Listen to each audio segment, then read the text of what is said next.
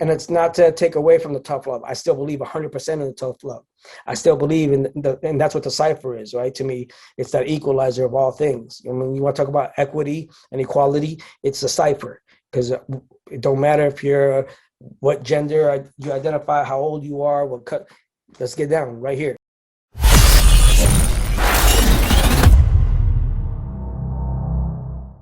Salute to the subscribers, those that live beyond the cipher. I am your host, Illskillz. If you're new to the channel, please consider hitting the like and subscribe buttons. They cost you nothing. Today in the studio we have, I call him Phoenix's son, even though as you will go and we will talk about, he's not necessarily from Phoenix. But if you from Phoenix, you know he's put in the work to get that title. Phoenix's son, Furious Styles' own Bboy House. How you doing, House, man?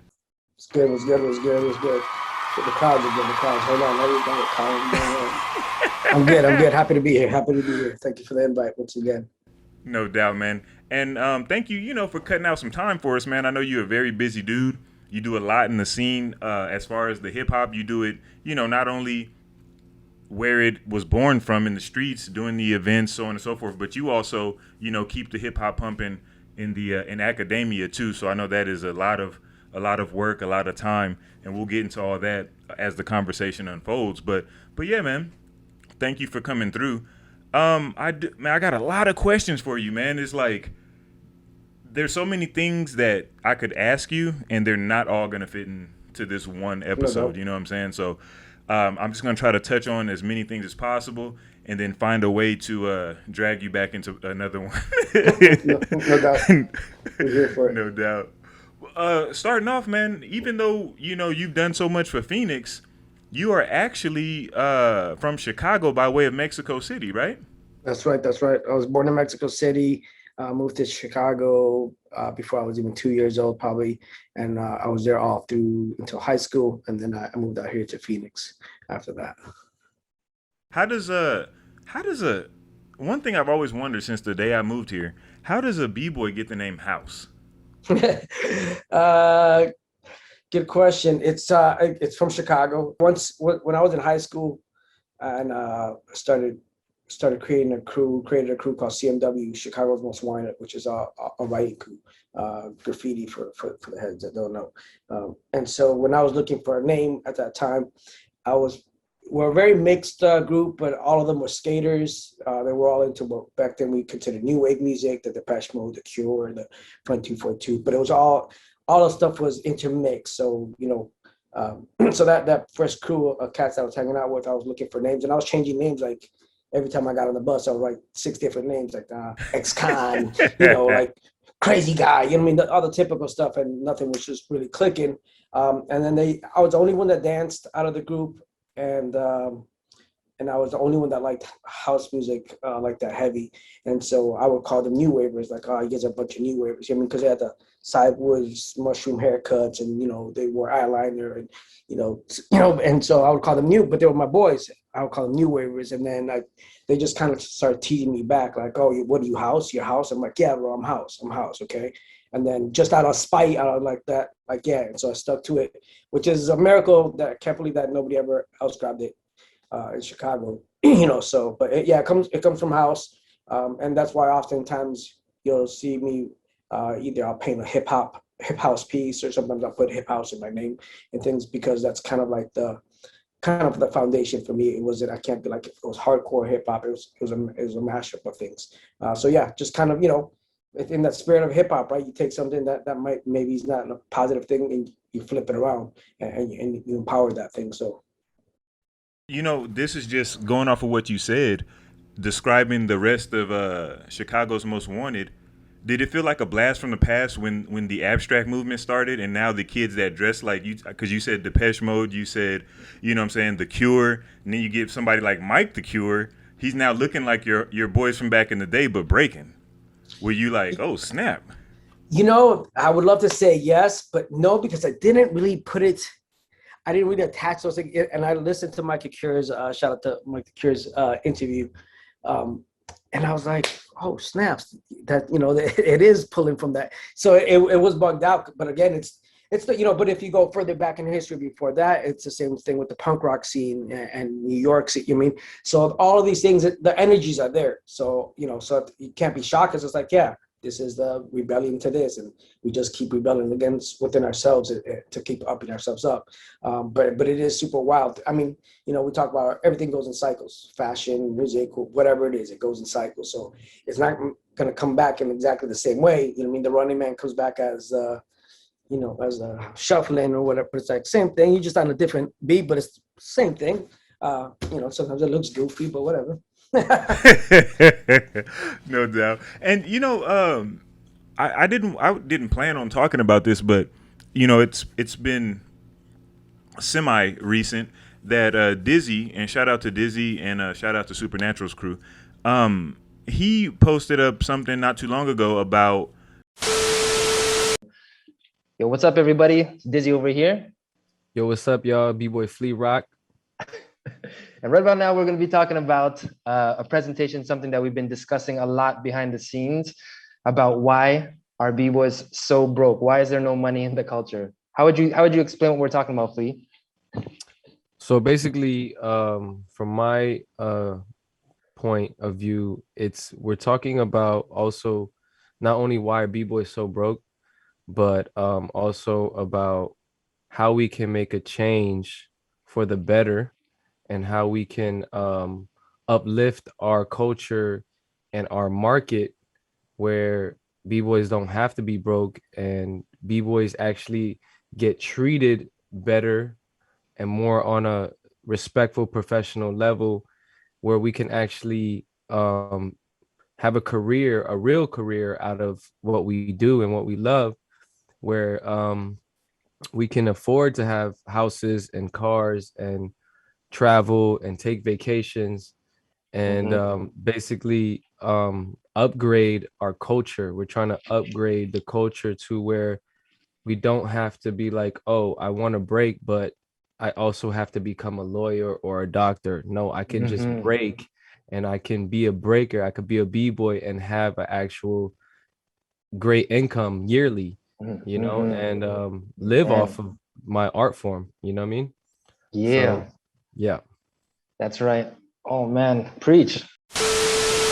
B-Boys being broke.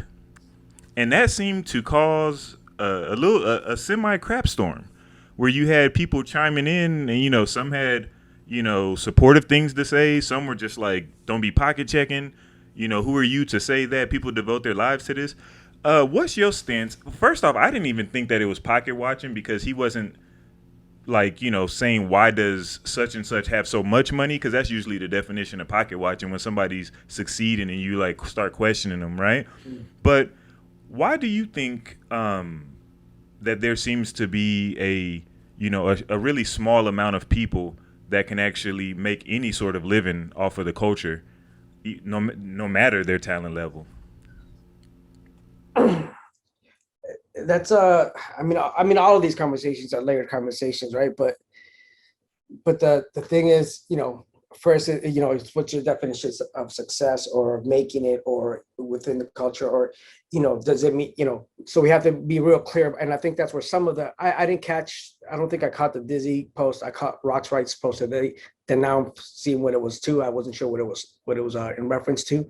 But it's figuring out, like, let's be very clear. Are we talking, and for clarity, like, okay, we're talking about success, meaning that you're a competitive breaker, and that's what success in the culture is, because that might be it for some, and cool, that's cool. There's lots of lanes for it, but that might not be it for somebody else. For somebody else, it might be working with kids their entire life, and you're never going to hear about this person. You might not even see them in a Cypher necessarily, which, they should, but so we got to really define what those things mean. Again, to me, it's if you've ever been if you're a B-boy or B-girl or a writer or an MC or a DJ, you were really about that. That doesn't go away. That doesn't, again, to me at least, even if I became a doctor, you're still going to feel hip hop flavor in my office. You're still going to feel hip hop flavor in my practice and the way I approach things and the way I handle my business. So that doesn't go away. So isn't that me still making money using things I learned through the culture? Isn't that success? We don't need everybody to break, everybody to write graffiti. We need doctors, we need, lawyers, we need, engineers, we need all these things. So, it's a difficult question to answer without defining what success means to people. As why is there very few, people strictly competing? Well, because it's we don't have the product for it the way other things like that do. I mean, as far as dance, that's why rap is where it's at, whether you can argue good or bad, but it has a product that you can hand to somebody, that you can sell, that you can put. It's a little bit more difficult for dancers, but people like Dizzy are putting out shoes, doing collabs with Spin Theory right now. So to me, it's let's define what success means, and then we can go from there. Otherwise, the conversations don't always make sense. And again, what people are saying, like, if you're looking down at somebody because they're broke, well, what does broke mean? That I don't have a Benz, that I don't have a mansion, that I don't have, debts? Is that because maybe I don't got cash in my pocket, but I ain't got no debts? And you got lots of cash in, but you got lots of debt. So who's broke? So it's defining those things first, and then breaking down what we mean. Because some of these cats in some of these countries that we see that are the most incredible, doing the most incredible movements, they're broke. But man, I bet you they probably eat fresher fruit than you and me. I bet you they get to experience nature and life and earth. And so it's just defining all those things. But as far as the competitive, we just don't have the product in that kind of manner. And should we? Do we need it? And I mean, when I was looking at it, I was like, well, why are a lot of b-boys broke? Probably because a lot of people, if we're going by this definition, are broke, and if so some percentage of those people are going to be b-boys. You know what I'm saying? So, and the other thing too is, sorry to cut you off, is that like some of those questions seem like why are people, why is this demographic broke? Because it's this demographic. Now we go into a bigger thing, is because we're in this system, and we are the thing that supposedly came against the system, specifically the kids that were like no more. So why are we surprised that we're broke, we're traumatized, we're angry, we're all of these things? Yeah. But just because you see just a pretty colors, you see us getting out there and like, what do you mean why? Because we come from these demographics. We've been under the system. You mean that we're hopefully starting to wake up to, so, and we got to just figure, and that's the thing, we have to, man, we're on the same team. Like, you making $100,000 more than me don't make you not broke.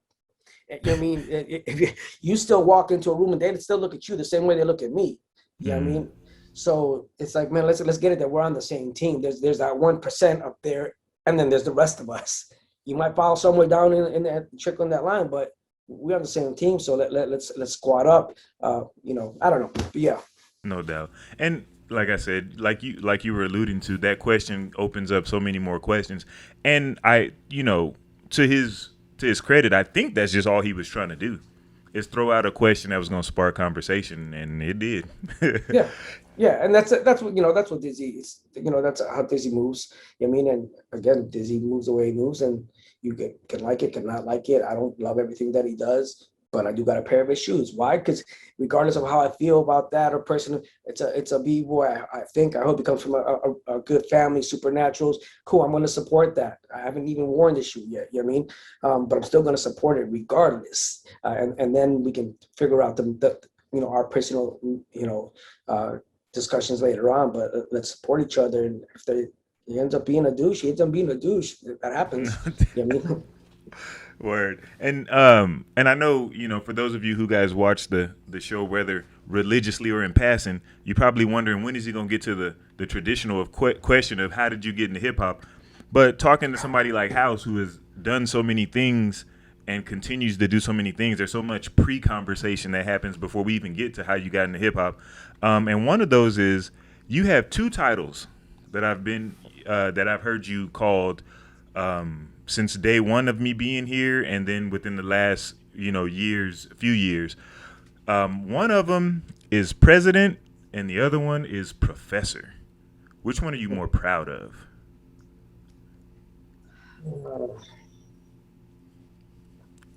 Oh, it's an interesting question.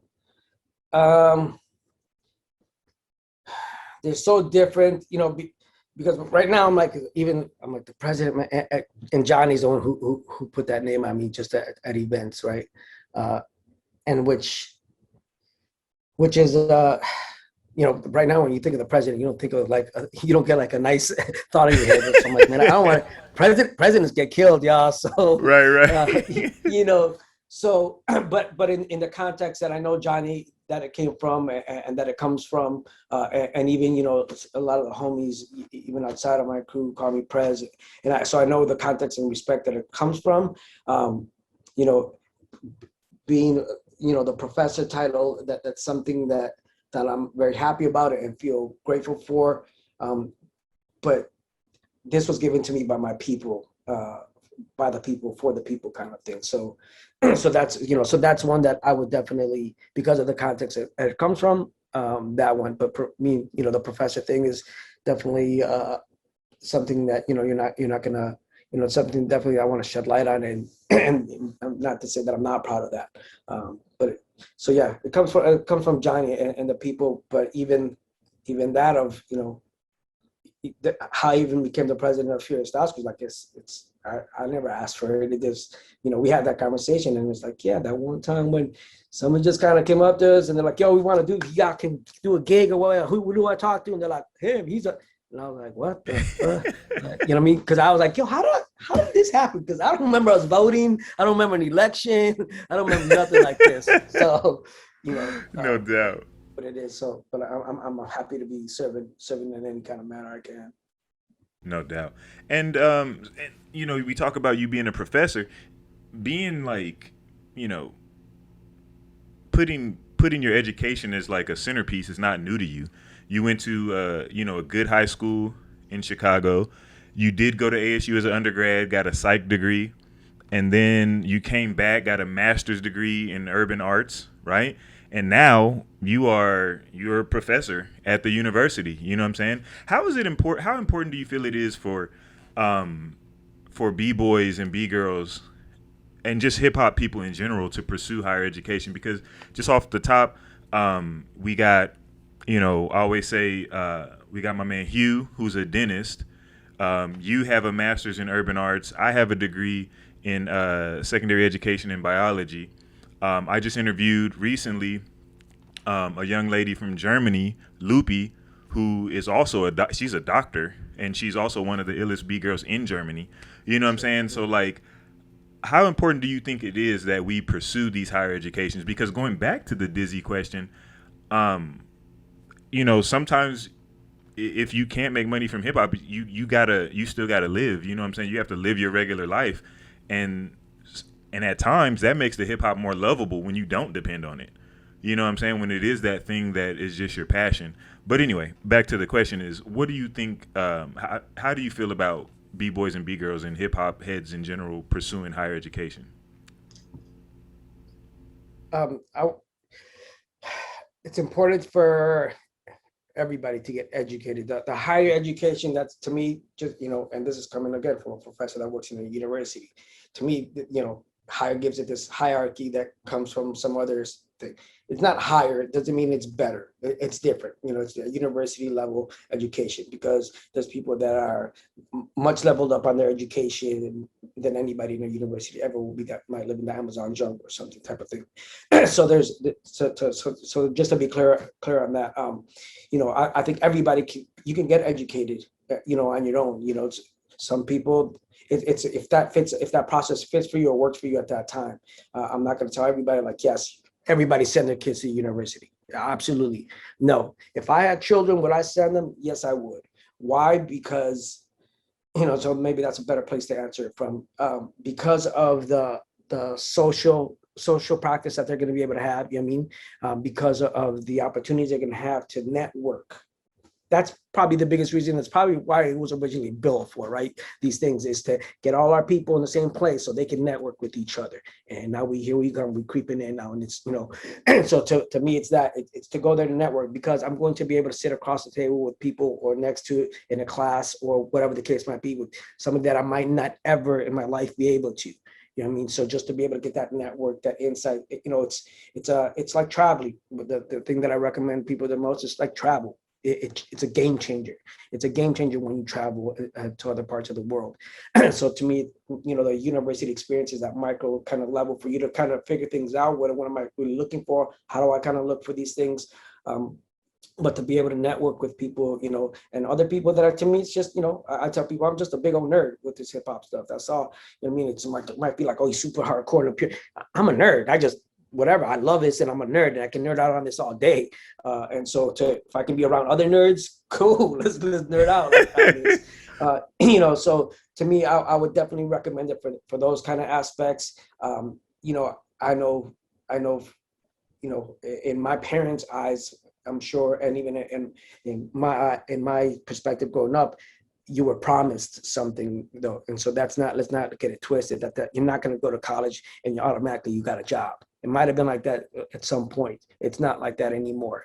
Go there to network. Go there to get educated, to educate yourself, to open your brain, open your mind to perspectives. That's the thing, is, you know, our perspectives, especially if you come from some, you know, even if a large city, but that city becomes everything. So your entire perspective comes from that one place.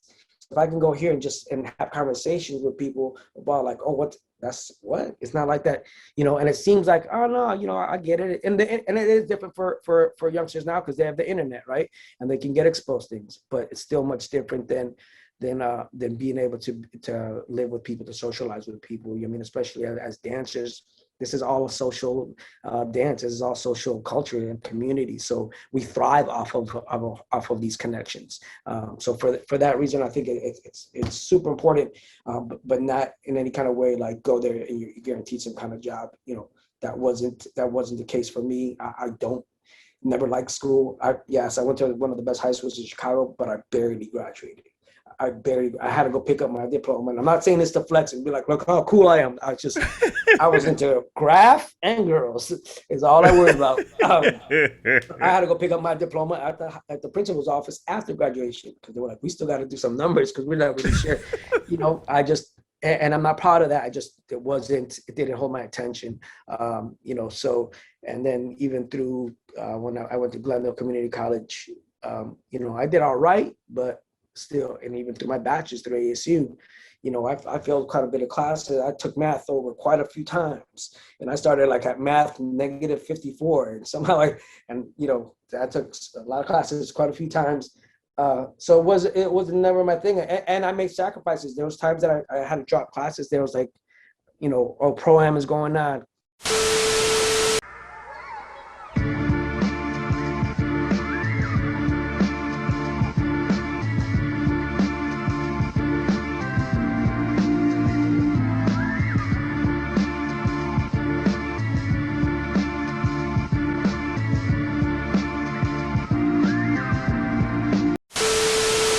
Yo, teacher, can I get these couple of days off of school? Nope, you're gonna miss. All right, well, they fail me because I'm out. You know, is that smart? Maybe not. Did it work out for me? Yes, I'm okay. So not for everybody, but definitely if it's an option and and right now things are changing. You know, now you can come to school and study hip hop. I mean, we got turntables in the classrooms and we have all these different styles and flavors. So to me, if that would have been an option, you know, shoot, no doubt I would have done that. And because I joke around all the time. When I was there for my bachelor's, I was never around the dance department much, but when I would go by there, I would look in the windows. But, you know, it was all contemporary ballet, you know, so I would see people in there like barefooted, like moving like trees. And I'd be like, what is going on? I'm like, this is the dance class. They don't know music and they're barefooted. They don't even look fresh, you know. But again, I had an outside perspective. Doesn't mean I love that stuff anymore. But going through the graduate program there, I was able to experience those things and be like, okay, I understand the ideas that you're going for. Doesn't mean I gotta love them or even dig them, but I understand the ideas. And now I can also put in my perspective. Look at this other perspective that you guys have probably never heard about or seen. You know what I mean? So I know it's a long-winded answer, but I think it's important for people to get educated, period. Educate yourself. It's doable, but you're still gonna have to figure that out. You can travel the world and go to Europe for 6 months and backpack. You're probably gonna learn some stuff and have some incredible life experiences. But and also being very, very, very realistic. Am I, was I going to be the next champion of the world? That wasn't even an option for us, right? Like making a living competitively breaking, like that. What and that's not even why I went to school. I went to school more on a stubborn note, like, cool, y'all gonna start an urban program here in Arizona? No, hold on, I gotta have something to say about this. What's going on? So it wasn't, and there was a trade-off kind of thing, like, cool, you work this off and help us build this program out, and you get this master's, which is, I would not have been able to afford it any other way. So but I wasn't walking out of here necessarily thinking like this is guaranteeing that job. I didn't even think that for a second. I was just like, cool, I want this piece of paper. My attitude is this b-boy, graph head, hip hop head thing. It was like, I can do what you can do, but you can't do what I can do. Or I'm gonna be able to do what you can do a lot quicker than, I'll be able to get a master's way quicker than you're gonna be able to do some nice footwork. So to me, it was that, like, no, I gotta represent. Somebody has to be in there. Somebody has to be, and it went up and down and funny, but I'm here, I'm there. So yes. Now, one thing you said that at least at some point more early on, education didn't really grab you. Now, something that did grab you was hip hop culture. So how, House, did you get into hip hop?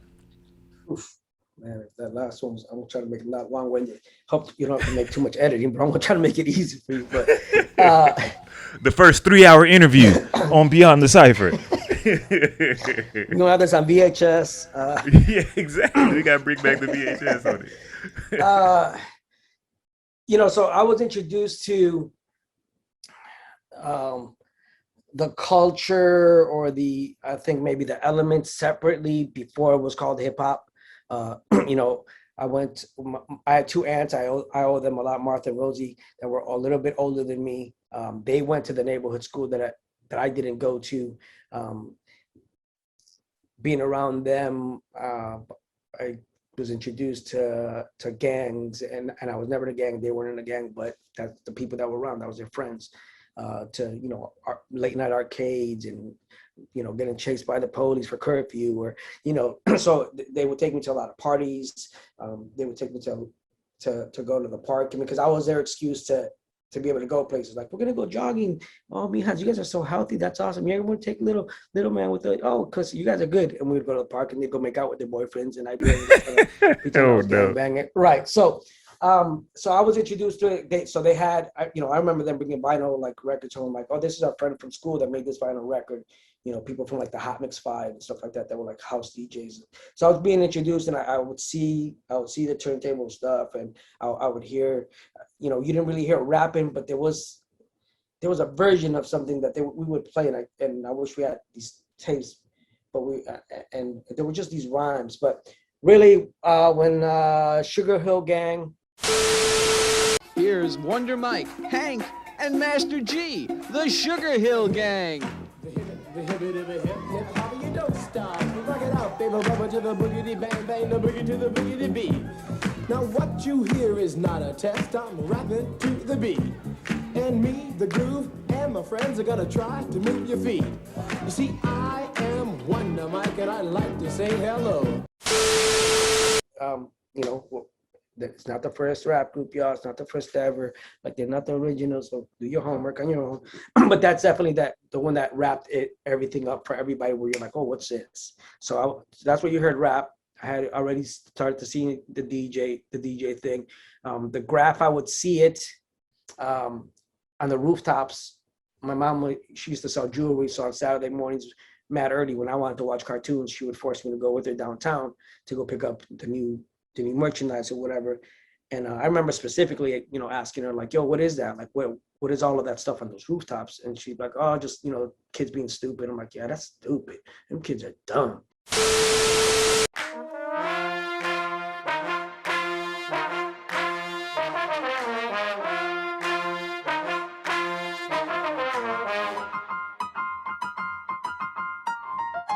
Like it or not, street art is everywhere in Chicago. Some find it beautiful, some think it's a nuisance. Some of it is commissioned, most of it illegal.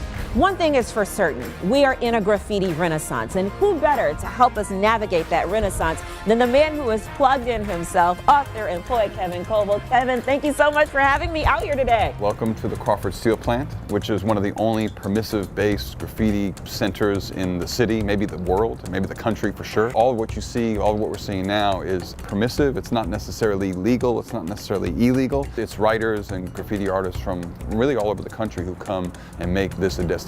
Why do you think Chicago has this love-hate relationship with graffiti? Because it's not going anywhere. I think people misunderstand it, and so I think that's part of it. In Chicago especially, we think it's associated with gang culture and gang violence, and I think that there's a power in street organizations and a beauty in gang graffiti, but what we see now is just essentially young people from working class communities of color who are going to any means necessary to express themselves in a school system that is actively cutting arts programming in a country that doesn't necessarily value those contributions. Young people have innovated a form and a culture that's very vibrant, and so we just have to get hip to what it is. And you know, a few years I want later, to do it. there I am on those same rooftops. So I had seen that the dance, you know, it was around, but obviously not in any kind of, you know, there was always dance in my house. You know, my aunts like the disco stuff and my uncles like rock and roll. And so there was a big mashup of stuff in there. So long story short, in sixth grade, the summer after fifth grade, I went to Mexico for the summer. I came back a little bit late. I used to go to a bilingual school called Inter-American Magnet. And there was only like 2 magnet schools in Chicago. So I had a big, long waiting list. But I had been there since like the program started. It was one of these, it was more of a program because we would get kicked out of one building, and then third grade you had a whole different building, and in fourth grade you a whole different, but we used to get bussed into those neighborhoods, which was great because I got to network and talk to other people, other kids from other neighborhoods that I would never normally meet because I wasn't leaving the block necessarily. So came back a little bit late. You know, we already had our little posse, of course, and we were we were the wild ones. And I remember them specifically going like, "Nah, this is our chance to break these dudes up. Like, tell him he has to go on a waiting list." Like, I was like, "What? I started this against. We've been here since day." So I had to go to the school in my neighborhood, which was Right. Armstrong, which is where my aunts. Luckily, my aunts had just graduated from there, so at least I had a, you know, again, and they hung out with the gang members. And so I had a little bit of juice, at least, of like, oh no, that's Martha Rose's little nephew. Don't mess with him. And that was good because I was scared of everything. If I was like, I don't want to fight nobody. Like my other school, we were bilingual. We talked it out in lots of languages. Like, y'all want to? This school, there was like fights every single Friday. But day one, walk into the school. So this is sixth grade. I walk in. I had to carry my own desk in, and I grab a desk from over there and from the storage room and come on, bro. So I'm over there carrying this He was desk. a maintenance man. Yeah, like dang, y'all training me quick. But I walked in the classroom and they were, I didn't know, but they were practicing for a show that they were going to do at a park. And the first thing that I saw was like 6 of them do like a 6-man centipede. You know what I mean? Like linked up together, and then the fools were, and I was like, what is going on? You know, I just spent the whole summer in Mexico. Nothing like this remotely was happening. Nothing, music, nothing. So I thought it was like, oh, this is something that these kids do here in this neighborhood. Y'all weird as hell. That's, you know, so I wasn't really loving it but I was also more terrified of just being at this new school. It was predominantly Black and Mexican, you know, and, you know, it was obviously just, you know, I already knew the stories from my aunts. Like, this is a tough school. This ain't, you know, and probably up to that age still, I'm gonna put it out there. Because I had a big curly crazy hair, or I had long hair most of my life. But people still weren't sure, is that a boy or is that a girl? Because I'm little, I'm tiny too, and I was pretty back then, believe it or not. Which I had a pretty face or something. But you know, so I even had that. But that happened. So that was my first, like, you know, but I remember calling my boys back and like, yo, these kids, and they're like, yeah, we doing it too. Like, and I was like, what is going on? You mean? And so and I was like, okay, this is not just here. And then I went to Potawatomi Park. They were having a show and they performed, and it was, you know, again, it was all the group of us that would because now you're hanging out after school, running around with all these kids, and it was all blacks and Mexicans, but there was one little white boy named Chad, little redheaded, freckled face, smaller than me, which was impossible, but he was smaller than me. But I remember them doing this show, and it was packed. The whole park was packed, and I remember this little white boy Chad just doing these windmills, and I just the energy that filled that room was like nothing I had ever felt in my life. Like he just, the whole roof came off, and I was just like, holy cow, like that's crazy. And then the reaction that I saw him get afterwards, because now he's the minority in this group, he's the outcast, but like the juice that I saw him get, the girls were talking to him, the guys were talking, and I was just like, yo, he's little and he can't fight either. And okay. But it was also like, but it was still dancing and it was music because I liked it, but I was so intimidated to do that at my house because you had to dance with a girl and you had to dance these steps and salsa, and I was terrified. Like I would cry, bro, if they try to make me dance at the party. I would just like get anxiety and like just freak out. And so this was, I was like, yo, I could just, we can make up our own moves and I don't got to dance with a girl, which dummy, like you should have learned. But, so that from there, that second I knew like, that's it. I call it when I got bit by the bug. That was the second. And then that was in the very short time frame where breaking came out.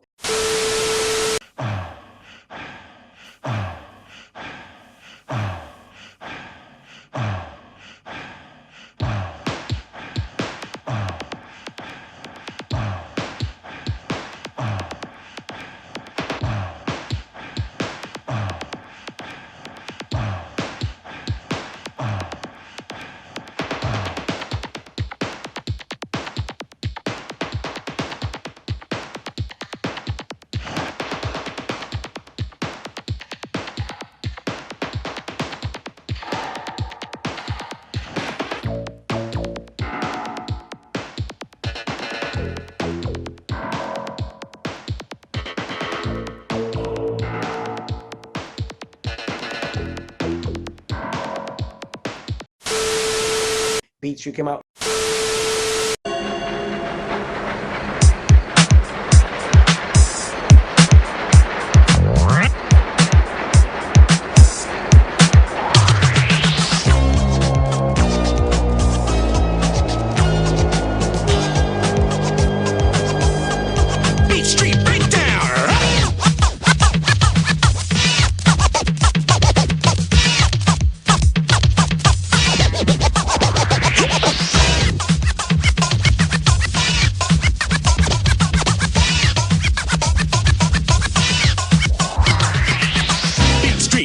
The beat, you see her rocking that beat from across the street.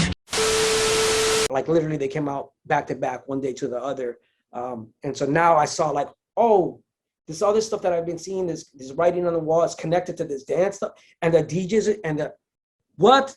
So now I can, because, so it's a movie, but it served its purpose or packaged these things where I was like, oh, snaps. Okay, I get it. This is all whole thing. And so after that, it was a wrap after that. Wow. And it was just graffiti and breaking that you started with? I started with breaking, but then it just, you start. And I remember doing like, and I don't know where we saw the character, but we started doing like, we started putting up Zulu because that's what we saw probably in Beat Street, like Zulu Nation stuff. So we started doing these big Kango characters. So we started writing around, the neighborhood or at school and stuff like that. I got heavy into graffiti in high school, but because remember this died, went away, and then it came back. And the dance didn't come back for a long time, especially not in Chicago. But so during that dead period, that's when kind of the graffiti took over for you.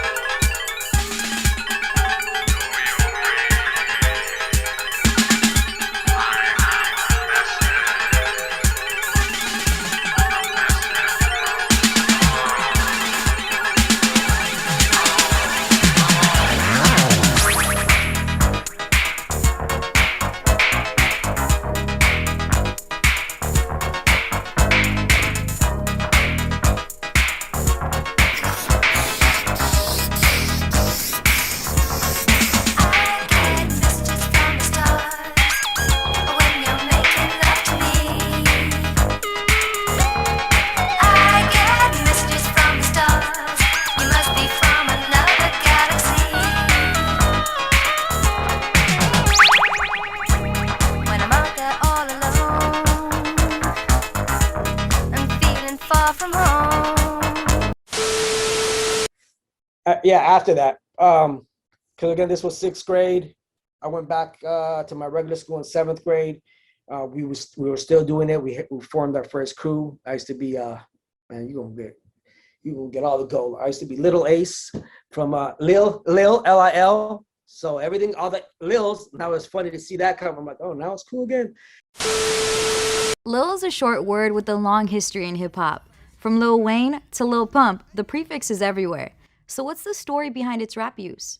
Lil's often given to a person of small stature, youth, or in the same likeness as Junior. Here's a rough history. The first Lil in recorded rap history was Lil Rodney C., a member of the Funky 4+1 More, who dropped their hit single, Rappin' and Rockin' the House, in 1979. Throughout the 80s, Lil names were relatively rare, but a few rappers kept the nickname alive, like Lil Raheem, who was a member of Boogie Boys and scored a major hit called A Fly Girl in 1985. In the early 90s, more Lils started popping up. There was Lil Mac from New Orleans and his debut album, The Lyrical Midget, in 1990.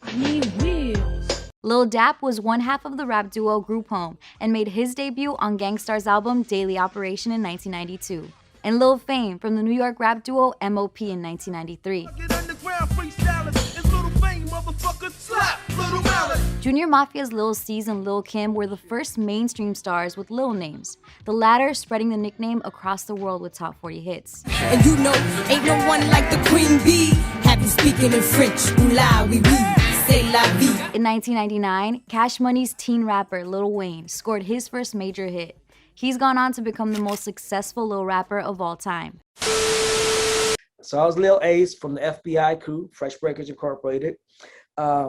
You know, and we had our sweatshirts with our puffy letters and the whole thing, and we would battle at recess and before school and after school, and you know, so it was heavy, but literally overnight, literally from Friday to Monday. I walked into school on Monday, walking up the stairs, and I heard some different kind of sound, and well, what is this? This is not what's not the rap music, and all I just heard was jack, jack, jack, jack your body, jack, jack.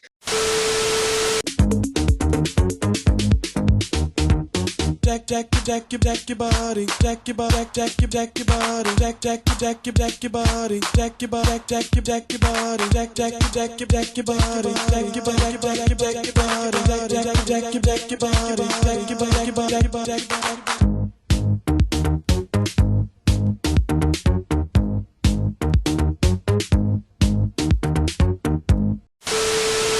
So before House was known as House, really it was called Jackie, right?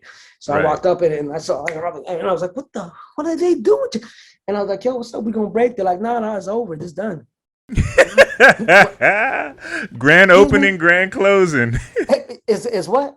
I'm like, what? They're like, yeah, no, we don't do that no more. We're doing this now. And I was like, you know, and we, you know, we're young, but it was always somebody's older brothers that gave somebody music, or older sister gave somebody music. And it's probably the homie, because we used to have a homeboy named Craig, and I still see him on Facebook. Shout outs to Craig if you ever saw this. But that was like it was black, and it was the first party that I remember hearing The Roof Is on Fire. Let's make some noise! Let's make some noise! Come on! The roof is on fire! We don't need no water, let the motherfucker burn!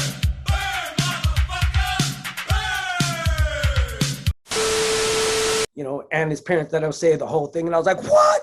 Did I say the gospel here? Holy shit. You know what I mean? So it was that if somebody's brother or sister passed down some music, and we're like, and so that's it. Breaking was done. It was you know, so you're sitting there like, what the, you know, it blows your mind. It really takes me to the Freshest Kid when Crazy Legs, they're talking to him about like kind of his career path and how it went away overnight, and he's like, And by 1986, they tried to dead it. Here we were, 1 minute we were in the limelight. Everything was straight. Traveling all around the world. Walk up to a club, hey, come on in, club. You help build as far as reputation, you know. And next thing you know, it's like, go to the back of the line, boom. you know, how do you really nurture someone for this industry? You know, and prepare them for what can happen, especially someone coming from the ghetto and all you see is like money. From that to having loot in your pocket, renting OJs out, getting all your boys high, and having honeys, and to next thing, just like having the rug pulled under you. Yo, I went through the ill identity crisis. Yeah, you know, we had like a identity crisis. Like, now what? Like, that was who I was. That was it. You know, I mean, that was my identity, full in, full out for those couple of years. I had a long tail. You know, I would go to a lot of the South Side parties with my aunts, and I was like the little Mexican breaker kid. It was that little Mexican, you know, and so that was everything. The way I dressed, the way I talked, now the way everything I was doing, the way I was moving. So when that happened, it was just kind of like house music, like jacking. What do you guys? So it, you know, it went away. 7th, 8th, and then when I got in to high school, that's when I got together with the cats, the CMW cats. You know, and we did it. We, you know, started messing with that. The homeboy Robert Crude, rest in peace. He was the one. He's one of the older ones in the group, and he was the one that was teaching us a lot of hand styles. But he fell on the third rail and passed away. Yeah. And so after that, we had said, you know, we're done with this. We're gonna quit. But you know, street shit is street shit, and Cat started writing stuff about him on like the buses and trains, and we lost our marbles. And after that, it's, you know, CMW but hardcore. So you know, we went pretty hard on the graph after that. Wow. Now, eventually, you leave Chicago and you find yourself in the desert oasis of Phoenix. Yeah.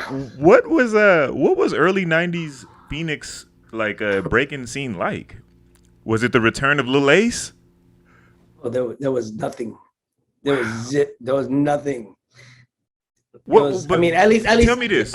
Tell me this, House. What was considered the North Side back then? Was that like over where North High School is, which is not even close to being North now? No, I think at least I think still like the Metro Center area was still North. Okay. Because that's where I ended up moving, and you know, that was the nicer area supposedly. So that was North Phoenix, yeah. right? Dang. Yeah, but there was as far as, and not to say that there weren't people. I know Phoenix has a history before 90. I know that for sure. But during that was their dead period too, or people went dormant or something, right? Because and that's the very, very first crew that I started out here was called STR, Starting the Revolution. Oh wow! Because that was my goal from day one. Like this is hip hop is a revolution, so we got to start this revolution here. And so I want 30 years later, 100 years later, to people know, yeah, that started the revolution back then. Which coincidentally, my aunt helped. I had this long list of like 100 crew names, and she's like, that one, I like that one. I was like, okay, let's go. So STR, because that was nothing. I was, you know, again, that was my identity. That's the only thing I could possibly try to. I moved over to 43rd Avenue and McDowell. And again, to us coming from Chicago, there's palm trees, there's sun. This looks like a good neighborhood. And and you know, now you're like 43rd and McDowell. Like, yeah, I can tell stories quick about that one. Let me give you a closer look this morning now at our camera. Our live drive is out there. This is the scene where police have blocked off a portion of the road here. This again is at 43rd Avenue and McDowell. We do know that this is a car versus a pedestrian, and it has turned deadly. A developing situation unfolding right now in West Phoenix. We've got roads shut down as police are responding to a stabbing. 2 people are hurt, one of them critically. This is near 43rd Avenue in McDowell. Breaking news happening right now. Roads shut down in West Phoenix, all because of a deadly hit-and-run crash. A man hit and killed by a car while trying to cross the street. This is near 43rd Avenue in McDowell. Now to a news alert in Phoenix. A man found shot to death inside a car in a Fry's parking lot. This is near 43rd Avenue in McDowell. But so moved into that area. And it was a culture shock for me. You know, I saw brown pride spray painted on the wall for the first time. I was like, what is brown pride? I've never even heard of that. I mean, first time I ever saw helicopters, first time I saw Bloods and Crips, stuff that before I only saw on colors.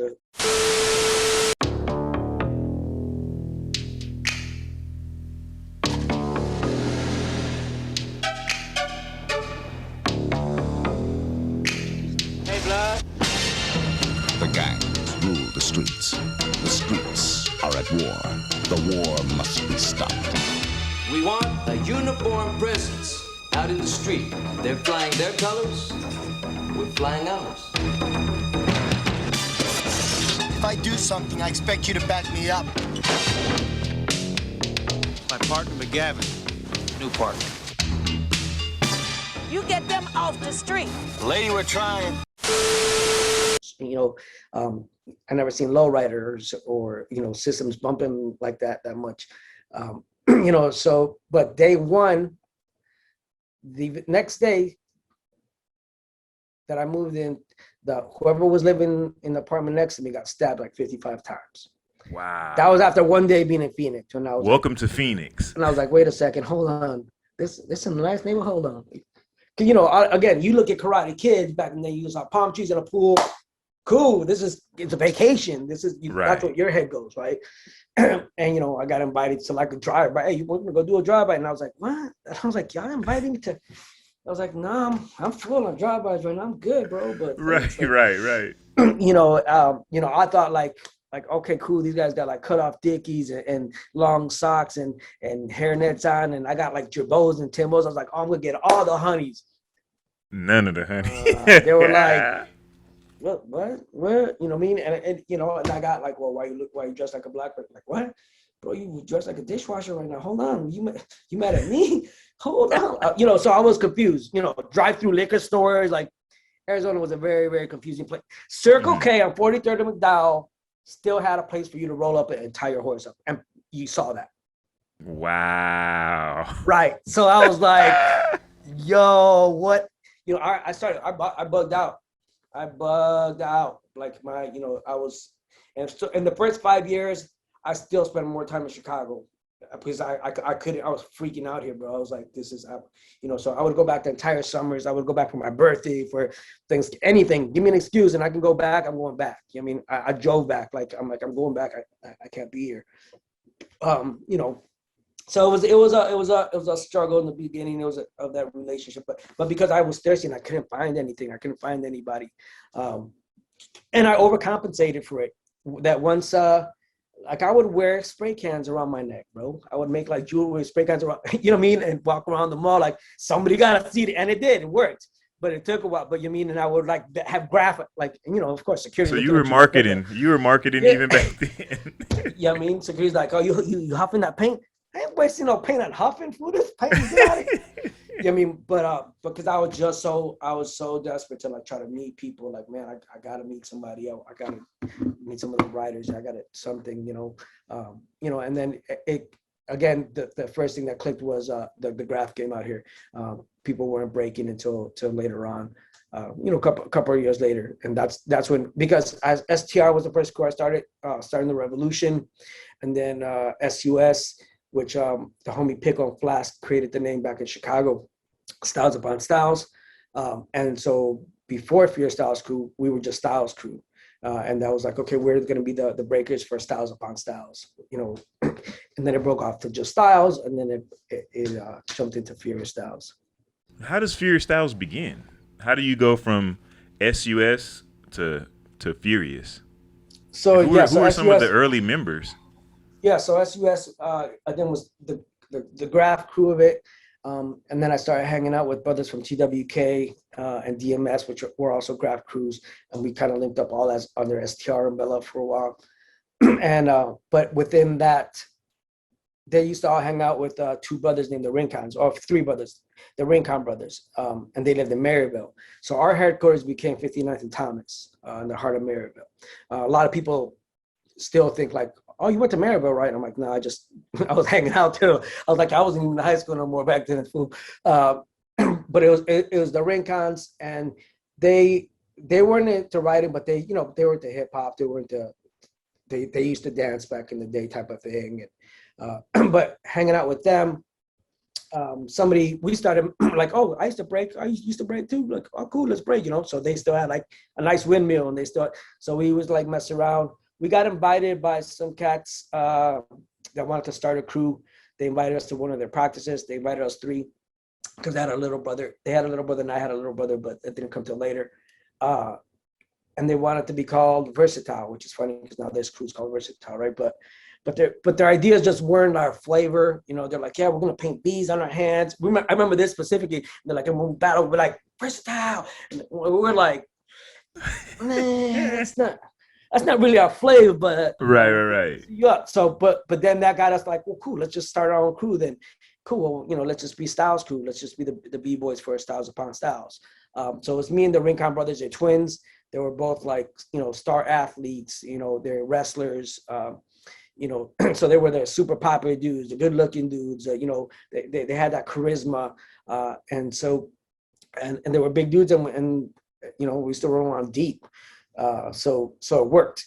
And then from Styles, I think that's when we started now traveling a little bit, now starting to, you know, now breaking, it popped up really quick. And then there was a lot of crews really, really quick, which was cool. But then I remember just thinking like, you know, and we used to emulate the Rocksteady crew, whatever we saw. And there was very few things that we ever saw, but that's who you were here of, from Beat Street, you know. So we would emulate that. And then what became our rivals, which I know we're going to get into, was the Arizona Floor Assassins.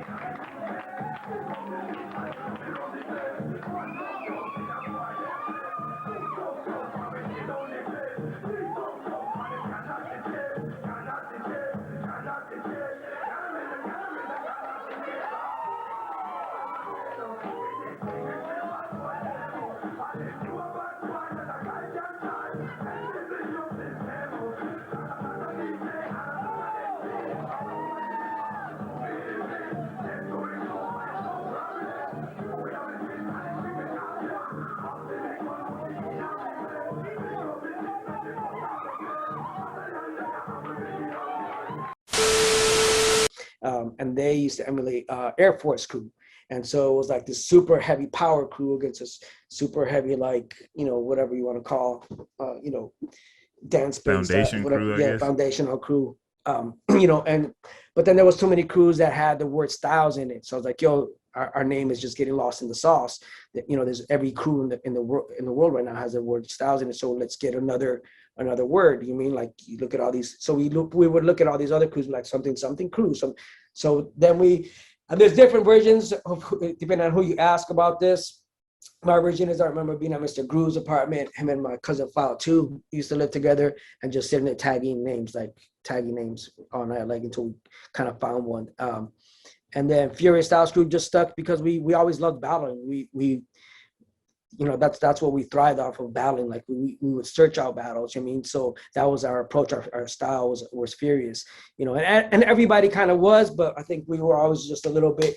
But again, because we had these, we would go to battles with like 30 people. You know what I mean? And so it was like, and back then it was like that. So you kind of needed it, but it was, so we were mad aggressive all the time, and so Furious Styles Crew is what stuck. And then it just carried on from them. So, but it was the Rincon brothers, the twins, and me to start with. My brother was too young at the time in the beginning, and so he's told the story before, and I had forgotten about it. That I gave him a VHS of Beat Street. I'm like, here, watch this Roxy scene. Battle everybody. After everybody goes out, you put it on pause and you throw it around after them.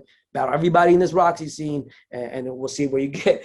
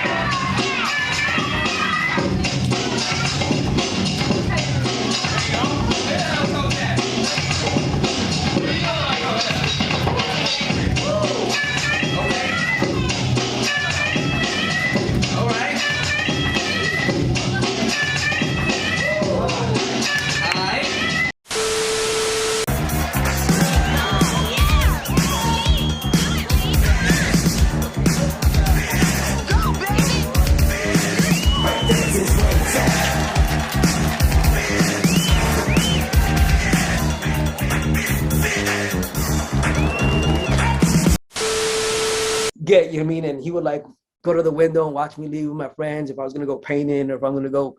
But eventually, he jumped on board. So then it was me and my brother and the two twins. And then Mr. Groove from almost fighting during a battle, but it got settled in. But he did a dope burn on us popping where he had this bandana on and he pulled it down and it became a mask. And then he was like, and we're like, oh, he got us. That was fresh. We're like, yo, you want to get down? So then him and his brother, so it was the twins, me and my brother, Mr. Groove and his brother. So that's why the foundation of it is the way it is, because it was literally family. It was literally brothers looking out for their brothers.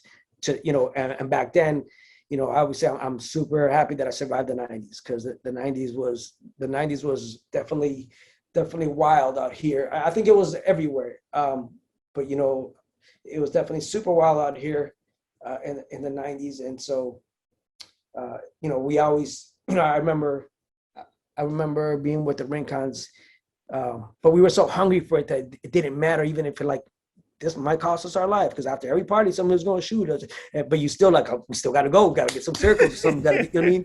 Whatever it was. But I remember us going to parties and standing back to back at the parties, and we would never face each other. We were talking because we never wanted to put our back towards anyone, because fools were always tripping. So we would literally be at parties just back to back. Like, oh yeah, look at that girl right there. She's fly. Oh, shoot, run dance cycle. But so the 90s were wild, but that was the elevation of it. And it's been freestyle since. That is hilarious. Hey, and you brought him up, and Arizona Floor Assassins versus Furious Styles Crew. That was like a thing. Unfortunately, I wasn't here to see those in person, but I have, heard a little bit about them. And I think a long time ago, somebody showed me like a VHS or something that had you guys and them battling. And shout out to Ruckus. I don't know where he is in this world. Hopefully it's not behind some bars. But I always tell people, because I was kind of cool with Ruckus. I knew who he was. You know what I'm saying? We would chop it up whenever I would see him. But I don't know any B-boy that has a more perfect name that fits who they are than Ruckus, yo. And you would just be in a regular setting, then all of a sudden it just pops off and Ruckus is in some ruckus. I remember one time, and not to put his business out there, but one time we were just kicking it at a friend's house. We were in there, they were making beats and stuff. We just chilling. It was over by ASU. Then we just see a kid run by the door. And then we just see Ruckus run by the door chasing him with a belt. Like he done hit the kid with a belt buckle. They done got into a fight outside. And this was a stranger. I'm like, how do you even go from don't even know who you are in this world to we've had an engagement and we've said words and now we fighting? How you go from strangers to fighting just in passing each other? But anyway, shout out to Ruckus. I hope he I hope he's living prosperous right now. But anyway. Yeah, so how did that? what it was. Yeah, so I mean, you hear a story like that I just shared with the viewers. You know how you can get a rivalry with a guy like that. It don't take much. Y'all in the same room, it's a rivalry. So, but how did that spark off? He always had heart. I remember we were at a battle, and he's younger than us three, probably my brother's age. But I remember being at a battle out on the west side, way west side, one of the parks out there. And there was a contest, but I'm sure we stepped to them. I don't know who he was with at the time. I don't know if it was Arizona Flare Assassins, because I don't think they were built necessarily back then yet. But I remember getting into a battle with them, and whoever he was with, they all left him, and he stayed and battled all of us. And he was, of course, he was getting handed, but and he was super upset about it afterwards, and was like almost. But we're like, yo, man, mad respect, bro. Like, you're the only one that stayed. Like, figure out your boy situation, but like, mad respect to that, and so just like because of all of that, we've had ups and downs and stuff like that, but yeah, it was the rivalries got super beefy because that's just the way the 90s were, and everybody, unfortunately, that's you're getting everything from carjackings to drive-bys to we got hit up at our practice spot twice, and that wasn't even drive-bys because of the cul-de-sac, so they had to walk up, and this was like an SKS and and one of the boys got shot from across the street at the Circle K getting water type of thing.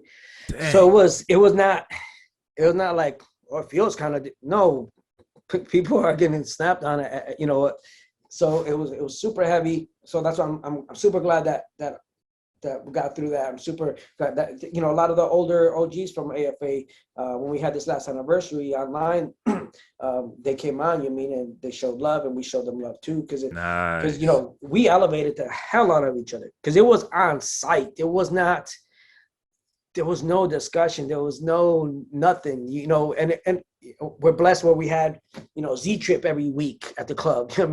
So, he's not going to play breaks all night for us type of thing, but he was attentive, to the situation where you're partying, he's doing what Z-Trip does. But, as soon as he saw another breaker come in, he knew. It was like that Roxy scene in Beach Street. Remember, he's like, it Chino, was. Pep, let's go. It was. It seemed super cliche, but that's what it was. You saw people, and you didn't talk to your boys and ask, hey, do you want to battle these? No, you just, cool, approach the circle, battle cry, and he would let us throw down for 15, 20 minutes and then go back to the party. So it wasn't like we breaking all night either, but it was just on site. We would, AFA's practicing at the church right here on McDowell. Let's go. Hey, let's go. You rolled up to their practice. Got it in. Left. That's it. We didn't shake hands or nothing back then, but But it was. But I have the utmost respect for them. I have the utmost respect for the leveling up that they gave us. They gave us that fire. It's I wouldn't want any of that danger, any of that kind of risk for people to be involved with now. But I would love to see the rivalry of like, let's motivate each other. Let's not look for outside sources to motivate us and inspire us, and us, you and me. If every time, and that's what it was. I didn't used to, I've always lived in clubs. I'm more of a club head than probably anything else. But I didn't drink. I didn't nothing.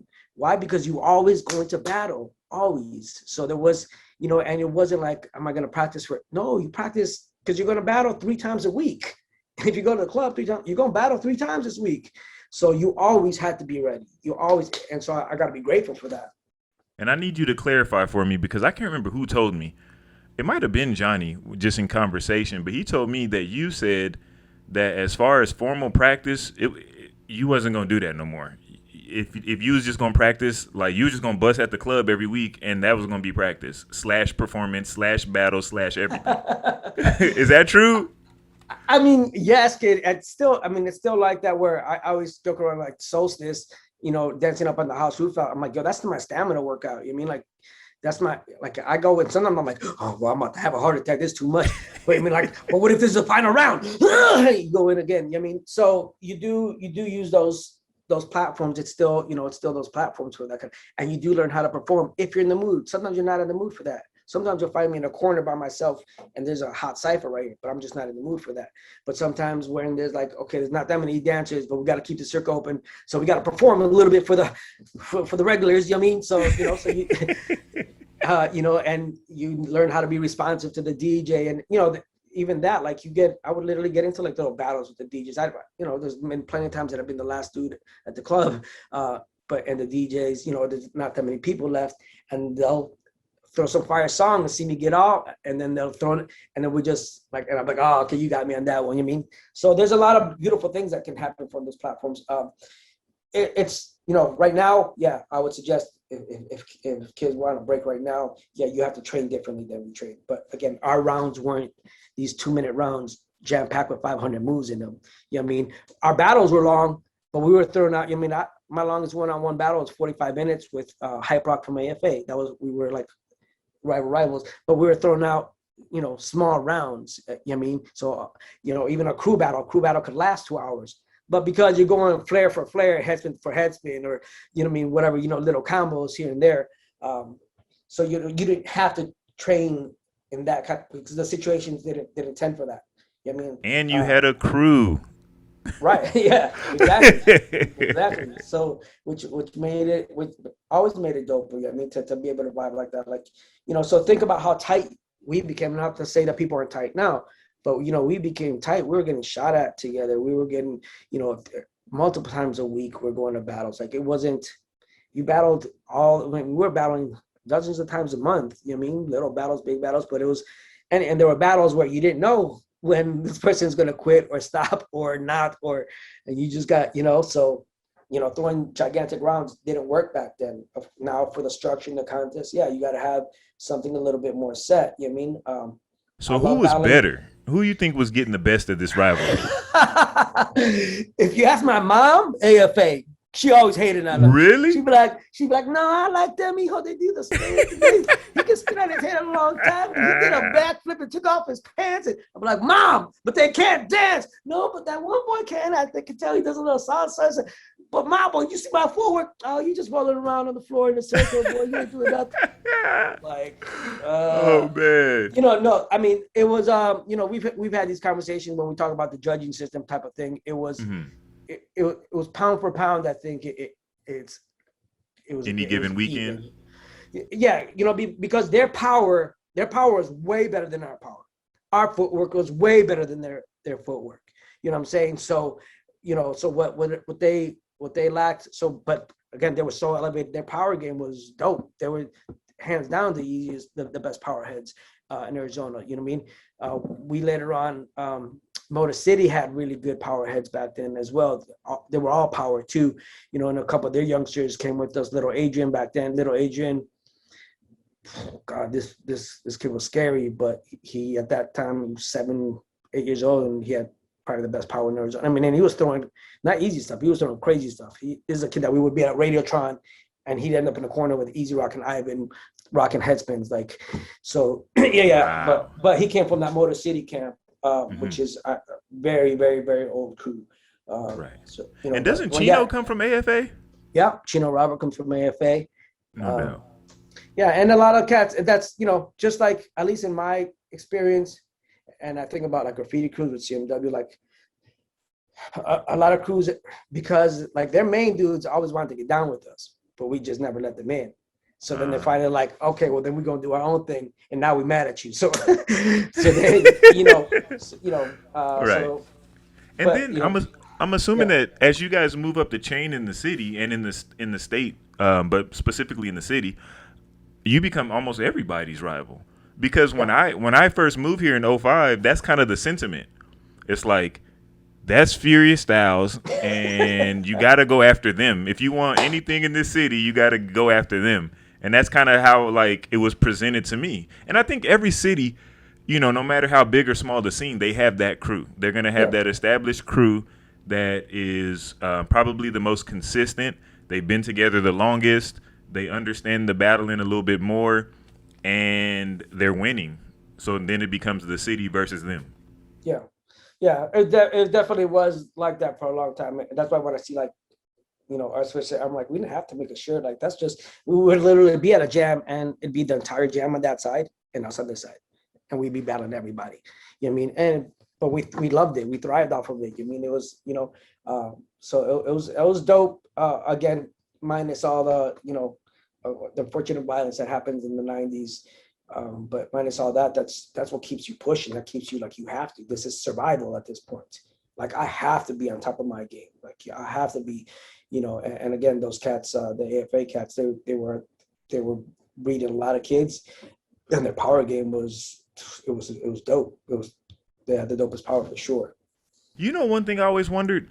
So you guys kind of adopted the logo of the city. You guys never got in trouble for that? You're not the first person who's ever asked me that. No, and because I used to work for the city of Phoenix. Okay. And that's where, so a lot of, like, that's where I met, like, Miracles and Citrus, and you find, like, these kind of, you know, some of the kids that, you know, people are still around right now. I met them working at a teen center. So I used to work for the at-risk youth division for the city of Phoenix. And being downtown, I've somehow discovered a city of Phoenix store. And I had, like, this belt buckle with the Phoenix bird on it, and I'm like, yo, this stuff is ill. Like, this is super fresh. And then, yeah, because I used to, you know, shout out to my supervisors at Thunderbirds Teen Center back then, because I made a whole lot of flyers coming out of that teen center. So, you know what I mean? So it was probably an easy cut and paste back then. Like, take this logo right here. We just put a little character in the middle of it, and we good. But I do remember asking like, yo, is it? And they were like, well, there's not, like, a bird police, like, so, you know. But you would think something that obvious that somebody, but that just shows you how much they're not paying attention. You know what I mean? Yeah. You know what I mean? And again, you know, you're a small local dance crew. They could probably care less at that point, you know. So, but yeah, it was because of that, because a lot in the city of Phoenix, there used to be a lot of crews just about in every park, and every community center, every teen center had their own crew. So a lot of things were associated with the city of Phoenix. And may we one day get back to that. Yeah, that would be ill if every neighborhood had their own crew, and you know what I'm saying, like. But anyway, I digress on that, because that'll be a whole nother interview. But if you know, Furious Styles has been around for, is it more than 25 years now? What is it now? We're going on 26 or 27. We started in 93.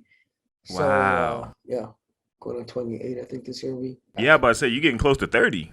Yeah, that's crazy. So what would you say if you had to give, like, your top three? And I know it's hard with damn near 30 years of history.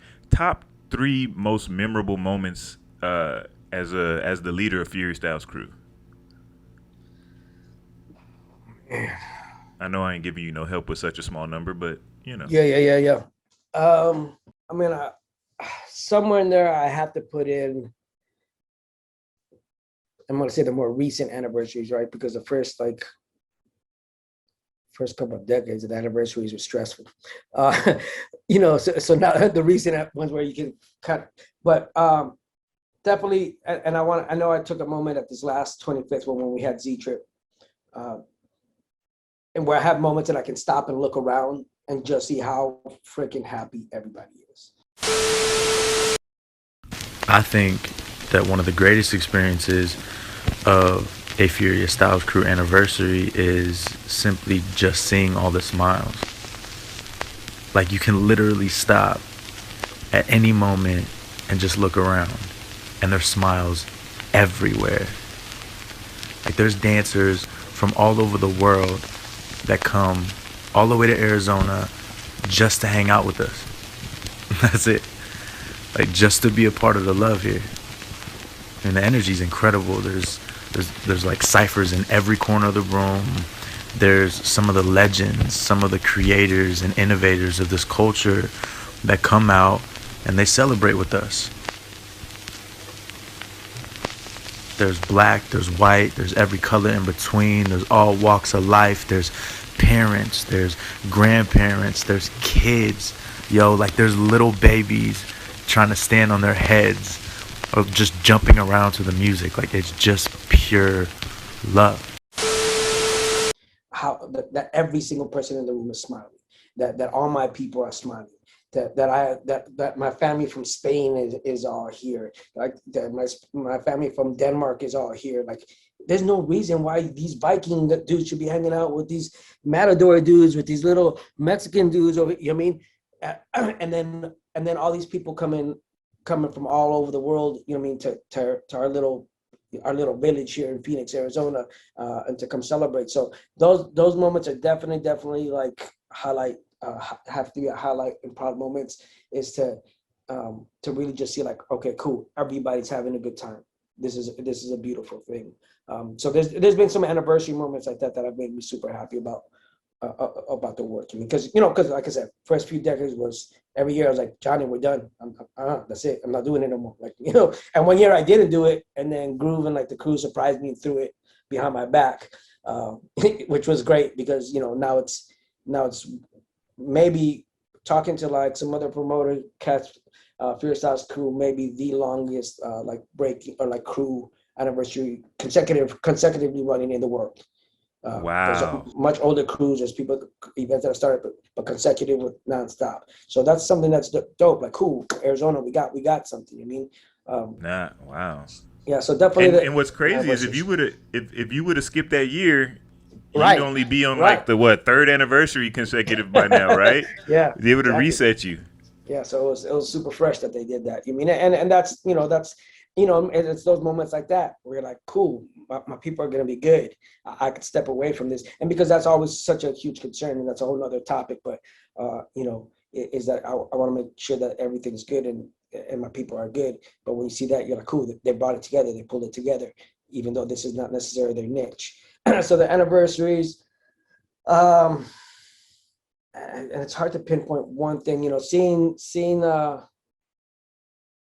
any of my people, man. But you know, the youngsters that have been around, see them like shine. I mean, like where you really see them like, wow, you're really finding a good place for yourself. Come on, man. Come on, kid. Come on, man. Give it up. Okay. Someone's listening.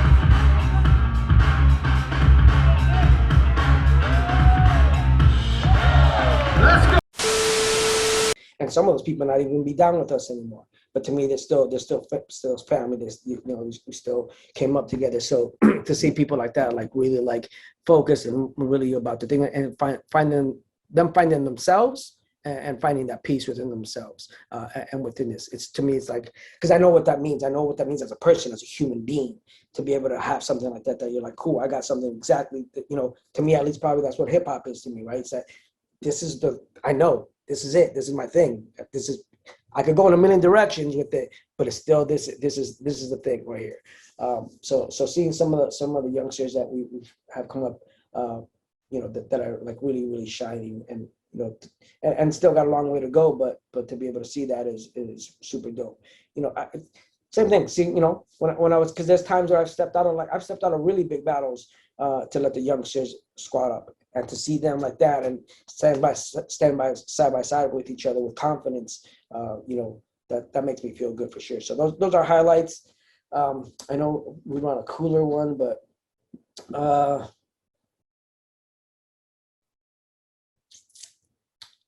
we've represented USA a couple of times, and that's been super dope to be able to represent like that together.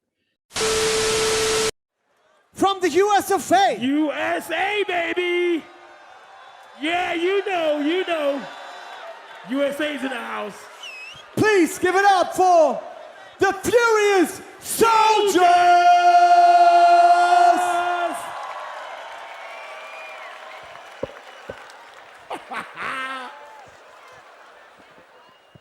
Ladies and gentlemen, the President of the United States of America. We've been told we're not ready, or that we shouldn't try, or that we can't. We are better than these last 8 years. This time must be different. It's time for us to change. Direction.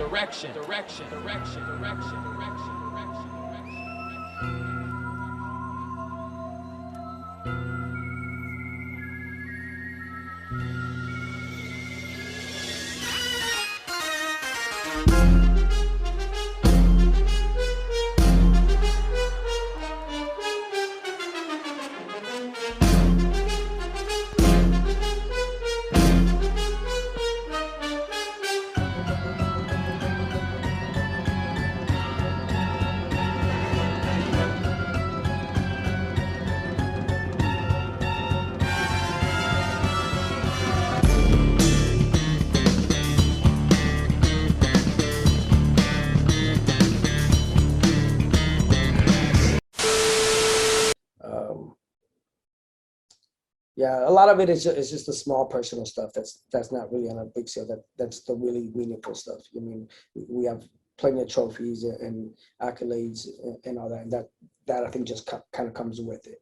Because at the end of the day, that stuff is like, that's cool, but that's not really what are we carrying out beyond this now at this point. So to see the people that have been part of Pure Styles Group be sustainable, that's a highlight. And I know that's such like an old man answer or something. I don't know. Right. Sustainable. My highlight is sustainability. What's happening to me? No doubt. Word. And you mentioned it just a second ago. You were talking about your people in Spain, your people in Denmark. What made you what inspired you, or made you even want to start a chapter in Spain? Back up, ease up. This goes out to all area crew. Yes. To my BK crew, to my QB crew, my Ally crew, my Shaolin crew, my Dirty South crew, Atlanta, North Cackalack, for my fam, all area crew.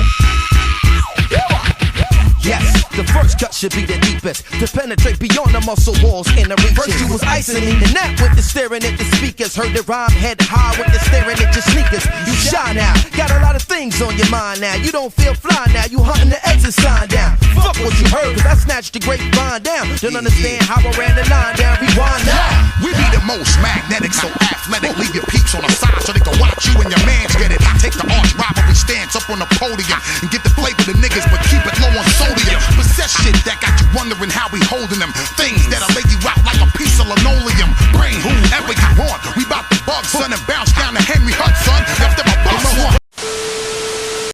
It was neither Denmark or the Spain chapter was meant to. wasn't something that we seeked out. The quick story behind Spain was Artis, which Artis is the president of the Spain chapter. We met him when we were at Battle of the Year. We went out there as Furious Soldiers. We teamed up with Knuckleheads. And it was a mad quick flag, the whole thing got put together. But anyway, I'm walking by a circle and I see Stunts in a Cypher battle. And it's against Artis. I never seen him. I don't know who he is. And I was like, who the heck is this fool right here? You know what I mean? And he kind of had like a different kind of style too. He wasn't like and I was like, wait a second, hold on. This fool biting Stunts and trying to battle Stunts? No, hold on. You know what I mean? So, I got behind Stunts, they battled, but then he gave him mad love. He's like, you one of my inspirations, you got blah, blah, blah, ta. They kept in contact. Artis then asked that he wanted to be, he's gonna have me making this public, but I won't keep it 100 for everybody, is about starting a chapter out there. Because he liked the way we moved, he liked the way we rolled, how we operated, he that kind of thing. Cool. You're gonna have to come out to LA and hang out with us. We can't just, we know that's a big ask, but he came out with, at that time, his lady. They stayed with Stunts. I think they were coming out to LA. He was going to come out to LA. Him and his lady were going to come out to LA. So he was asking like for a place to rent. Stunts like, cool, crash on my pad. So, and then I went out to LA to hang out. And, relationships, man. Relationships are tough. So he came out, to build with us, but then we'd go to the club and we'd be ciphering and he'd be chilling with his lady. Like, all right. I'm like, this fool gonna get in trouble if he dances or what? Like, what? And so that came and went. Stunts is like, what do you think? I was like, nah. Oh, wow. I was like, I know my man came from all the way from Spain, but nah, bro, can't say it. So then Stunts just kept in touch with him on his own.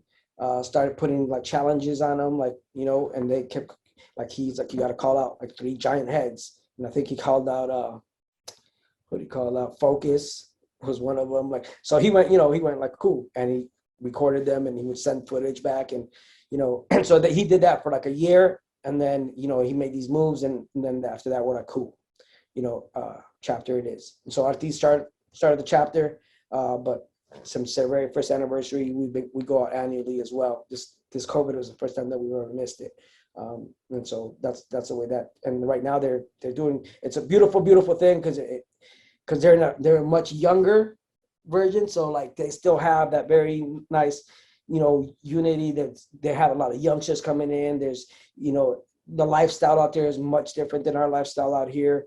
So it's really inspiring. Like, we're on WhatsApps together, and we get on calls, and so we're very much in contact on a daily, seeing each other's actions. So it's really inspiring to see them.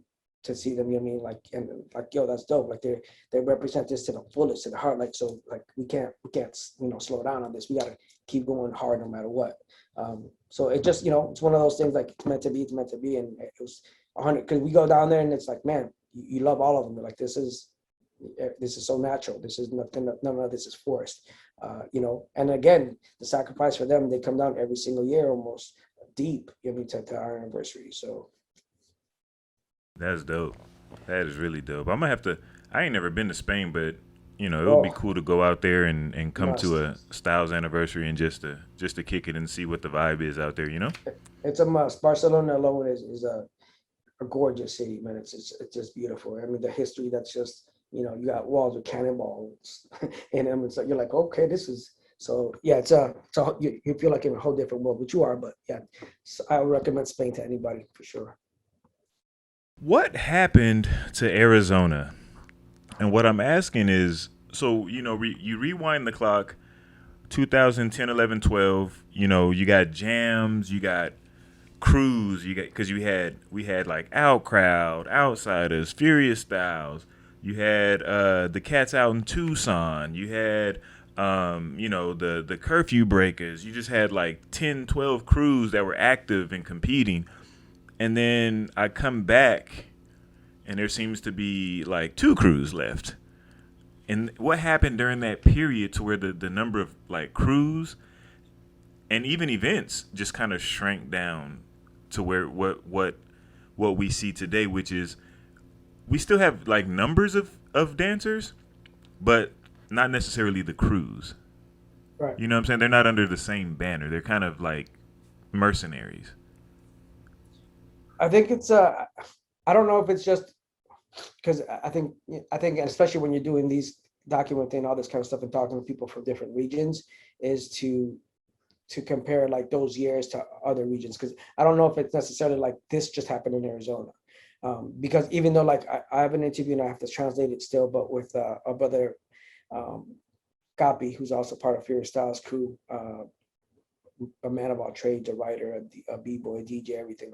He's one of the original guys from the Montana Paint Company that created that kind of stuff. So, Oh, wow. But I interviewed him, and his timeline that he was giving me and how things were happening was almost, and we're a similar age, was almost identical to mine. Which is weird because you're like, well, it didn't really start at the same time, but the explosion started at the same time in the 80s. So the dying down, like like him telling the story, I was like, this timeline is exactly like my timeline, you know. And when I'm doing, you know, research, I'm like, this timeline was going on everywhere. This stuff was happening everywhere. So that's my first thing is I don't know if it necessarily is in Arizona. I think it's a world society thing where, again, you know, we just told you some of the stories of the 90s. So if I wasn't deep, if I didn't have and not to say I didn't ever go out on my own or end up, you know, but almost always I got caught where I had to battle entire crews by myself. Like everybody's like, all right, man, we're gonna leave now. I'm like, cool, I'm not ready. I'm gonna stay for a little while. Yeah, but you know, you might, you know, so-and-so might, that's what it is. That's what it is. You know, and so I would get caught up battling 10, 12 people, you know what I mean? That they didn't like me at all. That could end up jumping me afterwards or something. You know what I mean? Oh, dang, yeah. So it was a necessity. You needed people. You needed each other. Again, it was a survival game. Right now, everybody's cool and friendly. Not everybody, you know what I mean, for the most part, which is great. I'm glad people don't have to stress about that. I think it gives you a little bit extra oomph in your step. I mean, when you got that adrenaline pumping in you all the time, you know, but I'm glad that we have safe spaces and safe places for people to come into. But it's, you know, it's not the me phone. It's not the we phone. It's the iPhone. It's the iPad. It's the selfie. It's that before it was like, let's get a crew shot. Now it's the self, you know what I mean? So, I mean, I think the world has shifted everybody to that. Like, I don't need a giant TV production crew to make a movie or commercial or nothing. I could do it myself if I really wanted to, you know what I mean? So our need for large groups, which is great. It's great that we all have that independence and that we can all roll in that kind of manner. But we're missing the human connection of it. It's taken away from it. And so to me, I'm not saying like, let's stop the whole world and we can't have this iPad and iPhone. I have an iPad. I have an iPhone. I have all those things. I love technology. I think it's amazing. But at the same time, you know, I'm not saying stop the rest of the world with all that stuff, because that's not, the world's going to continue going on. And it's humans that are in these communities. And so we're going to continue going on. But to me, it's like, let's not lose that hip hop spirit of like, regardless of what the rest of the world is doing, we know that what's right and what's good. So let's stand in this lane. We could take, as we do, let's take what we like from these, boom, boom, remix it, flip it, boom. Cool, let's take all this technology, all this I stuff. And y'all can be about the I stuff. We're gonna take this I technology though, and how do we use it for the we? You know what I mean? And so to me, that's the important part, that's the valuable part that, you know, and again, I'm not at, you know, at the practices with the youngest of cats right now, right? You know, I'm not at any practices right now. So maybe they're mad deep. Doesn't look like it. It looks like it's 2 or 3 people practicing 2 or 3s, if that. You don't see big practices, but you know, it's, you know, but so I don't think there's regular like giant crew practice, because you don't need to. I don't need to. And why do I? You know, I needed to practice with my crew because we needed to make up routines, because we needed to feed off each. No, I don't need to. I can be on YouTube and look at it, or it's a one-on-one anyway. So let me focus my energy on myself instead. You mean, I've always liked to practice with people. I've always liked to get down with people. But again, because it was the we, but that we just didn't represent us. You know, I've said this before. I think to people in cats like, yeah, Furious Styles is my crew, but then outside of that crew is everybody in Phoenix, and then outside of that is everybody in Arizona. We're all crew. Furious Styles crew or not, the longest running, it doesn't matter. I'm still from coming out of Arizona. When I go to a jam, I'm an Arizona b-boy. I'm an Arizona hip hop head. You know what I mean? So so to me, it's like we still need each other, y'all. You know what I mean? To me, when I'm like, I saw some post, somebody saying something about New York, that they were where they were at or needed to be, or, you know, and I'm thinking about Arizona. I'm like, I don't know, man. It's a balanced thing because I definitely think I've overcompensated on stuff. I definitely think I'm a little bit too, you can't be too passionate about it, right? But where maybe I think about this too much, but I'm like, man, I want, you know, why I created events like Take It Personal, man, take pride in this, what you're doing. You mean, to me, you know, and I know you've seen this because I know you've been there before. When a cat comes from out of town, I don't know you, I've never seen you, I ain't nothing. You from out of town, welcome to Arizona, homeboy. Because I don't care what your experience is here while you're here, you're going to know that we about it here. We're about this, and we can get down with the best of them. Because when you go back home, I want you to go and tell these stories about, like, oh yeah, Arizona, maybe they smoked me, but they're gonna be like, yeah, but they brought the heat immediately on site. They didn't even flinch. You know what I mean? So, and it's not, again, it's not out of hate. It's not out of negative. No, I was showing love afterwards, and that's usually what I say. Well, oh, what's up? What's your name? Where you from? Pittsburgh? Welcome to Arizona, bro. Let's get these rounds in. You know what I mean? It's just, but it's that pride. It's like I have pride in what I'm doing. I have pride in our state. I have pride in our city. You know, so it's the same reason why I would throw events. Same reason why I would make merchandise. Same reason why. Same exact reason. Is I want to put on for this, and I know we can. You know what I mean? And it's the thing. When I started throwing events, it was because there was a church group called Victory Outreach that was throwing Battle of the Breakers back in the day at Hayden High School. And these were standing room only, auditorium packed, full jam, like stacked. You know what I mean? But they were a little bit drawn out. Their focus definitely wasn't the breaking. It was to get you near, you know, to give their message. You know, and the judges would be like the basketball coach and the math teacher, and you know, and I remember asking them one time, like, okay, what are you guys looking for? They're like, yeah, we just want to see like who can spin the most and stuff. And I was like, hey, fellas, we ain't gonna do so good in this contest, you know. And so for the first years, Arizona Floor Assassins won everything because people didn't know anything of so they won everything because yeah, they were out spinning us every time. I mean, it isn't until later on when things caught up, then we started like winning everything. But it was one of those things, and I caught myself complaining about it, like, man, this jam is whack, this event is blah. But then I was like, well, what am I doing about it though? Nothing. So I shut myself up all the time, bro. I talk smack to myself all the time, like, shut your face up and do something about it, or just shut up and take it. And that's when I started like, cool, we got to throw our own jams. Mayday, mayday. The future is now. Tomorrow, today, man, the future's now. Looked around, it's true, man, the future's now. Tomorrow, today, man, the future's now.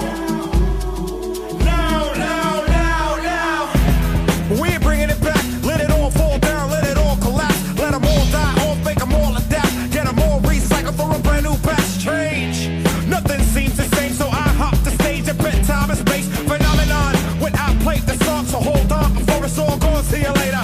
Elevator, escalator, or the fader. Take them up past the haters, plus capacitator, operator. Weak the days, innovators, like yo, crap courses, invaders, manipulators, no hopes. I saw the past approach when all my boys started kicking yesterday quotes. So I said goodbye with a tear in my eye and said, see you when the future get old. I'm gone.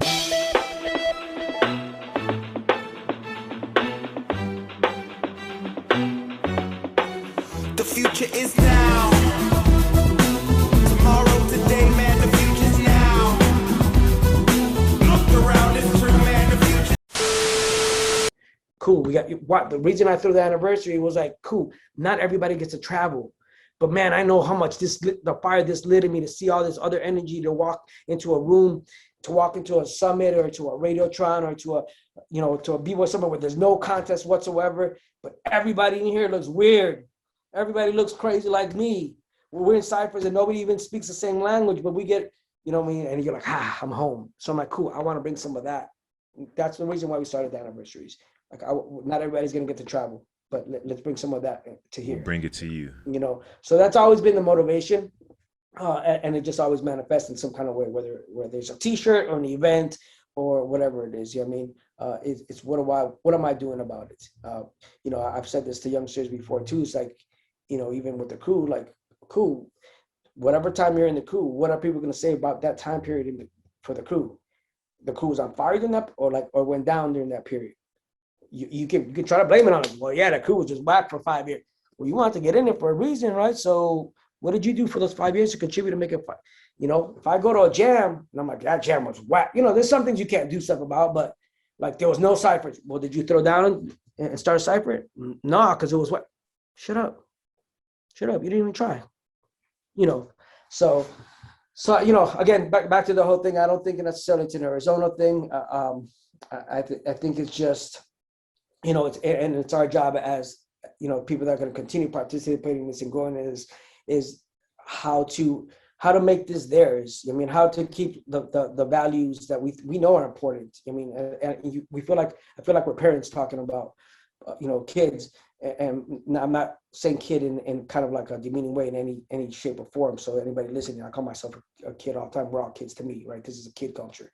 But it's how do we translate these valuable things to them in their way, though? I mean, because I've said it to parents before, and I have to catch myself going like, "Ooh, House, you're not even following your own rules, bro." Because parents will be like, "Well, what can I do, you know, to support my child?" Let it be theirs. Let it be theirs. The minute that you make it about you and you forcing them to practice, and because you see parents like trying to push kids into their side, and I'm like, yo, you're killing it for him. You're destroying this for him. He's never going to want to come back to a cipher again. Because no matter how cool you think you are as a parent, you're a parent. You're not cool. That's it. You know what I mean? I'm not a parent, but I know I'm still, to some people, they're like, that's an old dude. That's an old man right there. Like, that's what it is. You know what I mean? So, but I've caught myself doing that too, where I'm like, I want so bad for these guys to have this, or to, you know, value the things that I know are valuable. So we try to push it on them in some kind of, but you're like, this isn't theirs. We got to take that step back and be like, cool, let me step back and let me facilitate this. And how do we make this yours? And it's also been, I think, for me, a challenge, because I've always still liked to compete and still battle. And still, you know what I mean? So even though I'm over here, but I'm still over here in your face sometimes. Back then, we don't do it anymore. That's not politically correct. Oh my God. But you know what I mean? But it's just that it's finding they still want the same things. They still need the same things that we do. You know, all of us, you know, I use the Invisible Kids thing that was one of my projects during my graduate school thing, off of a page off of a interview I read in Can't Stop, Won't Stop, about the kids in the Bronx that they consider themselves invisible kids, because they're like, we didn't know anybody, you know, when they build a bridge over them, especially so people don't even got to go through the Bronx or those areas. They're like, we didn't know that anybody in the world even knew we existed. We thought we were just here on our own. We were invisible to the rest of the world. I mean, and in a way that's empowering, but I'm like, cool, we all want to be seen. That's all we want. We want to be seen and we want to be heard. You know what I mean? And so, but how do we make that for them? How do they want to be seen and heard in a different way. They still want to be seen and heard. You know what I mean? So how can we translate these things and be like, cool, again, take the eye technology, take all of these things at your fingertips, take all of these things, but bring it back to the village. To me, that's always been like, you know, it takes the village. It's the old martial arts things. You know what I mean? Like, you know, you travel, you know, I come from Tiger Village and I'm going to go to your Snake Village, and because I heard you're dope and we go throw down. You might whoop me. I'm going to go back and be like, yo, Snake Village has it popping. He whooped me. But guess what? Now we're going to train up and now we're going to make this Snake Tiger style. And now we're going to go back and do it again. You know what I mean? So it's that like bringing it back thing. Otherwise, you know, that's other, I think, important aspect that we not necessarily don't talk about is because that's what's going to happen. The thing that you loved so much, the thing that nurtured you so much, the thing that gave you so much life, if you don't come and feed it back, somebody has to come back and feed it, and it can't be the old dudes, right? You know, it has to be that next generation. The thing that you love the most is not even going to be there for you anymore. You know what I mean? And it's definitely not going to be there for anybody in the future. So to me, it's just that, like, Take these things, school us. I love young mentors. I try to stay around the young cats, right? So they can keep me hip, right? I want to be hip hop. I gotta be hip. I gotta be what's going on right now. Like, who cares what happened 30 years ago? I'll tell you that story just because it was fresh. But what's hip right now? Cool. No doubt. I think that's whack. Whatever. But well, one of so the I don't things think. I don't think. Yeah. Go ahead. Oh, my bad. I was about to say one of the things that's hip right now is worth the wait.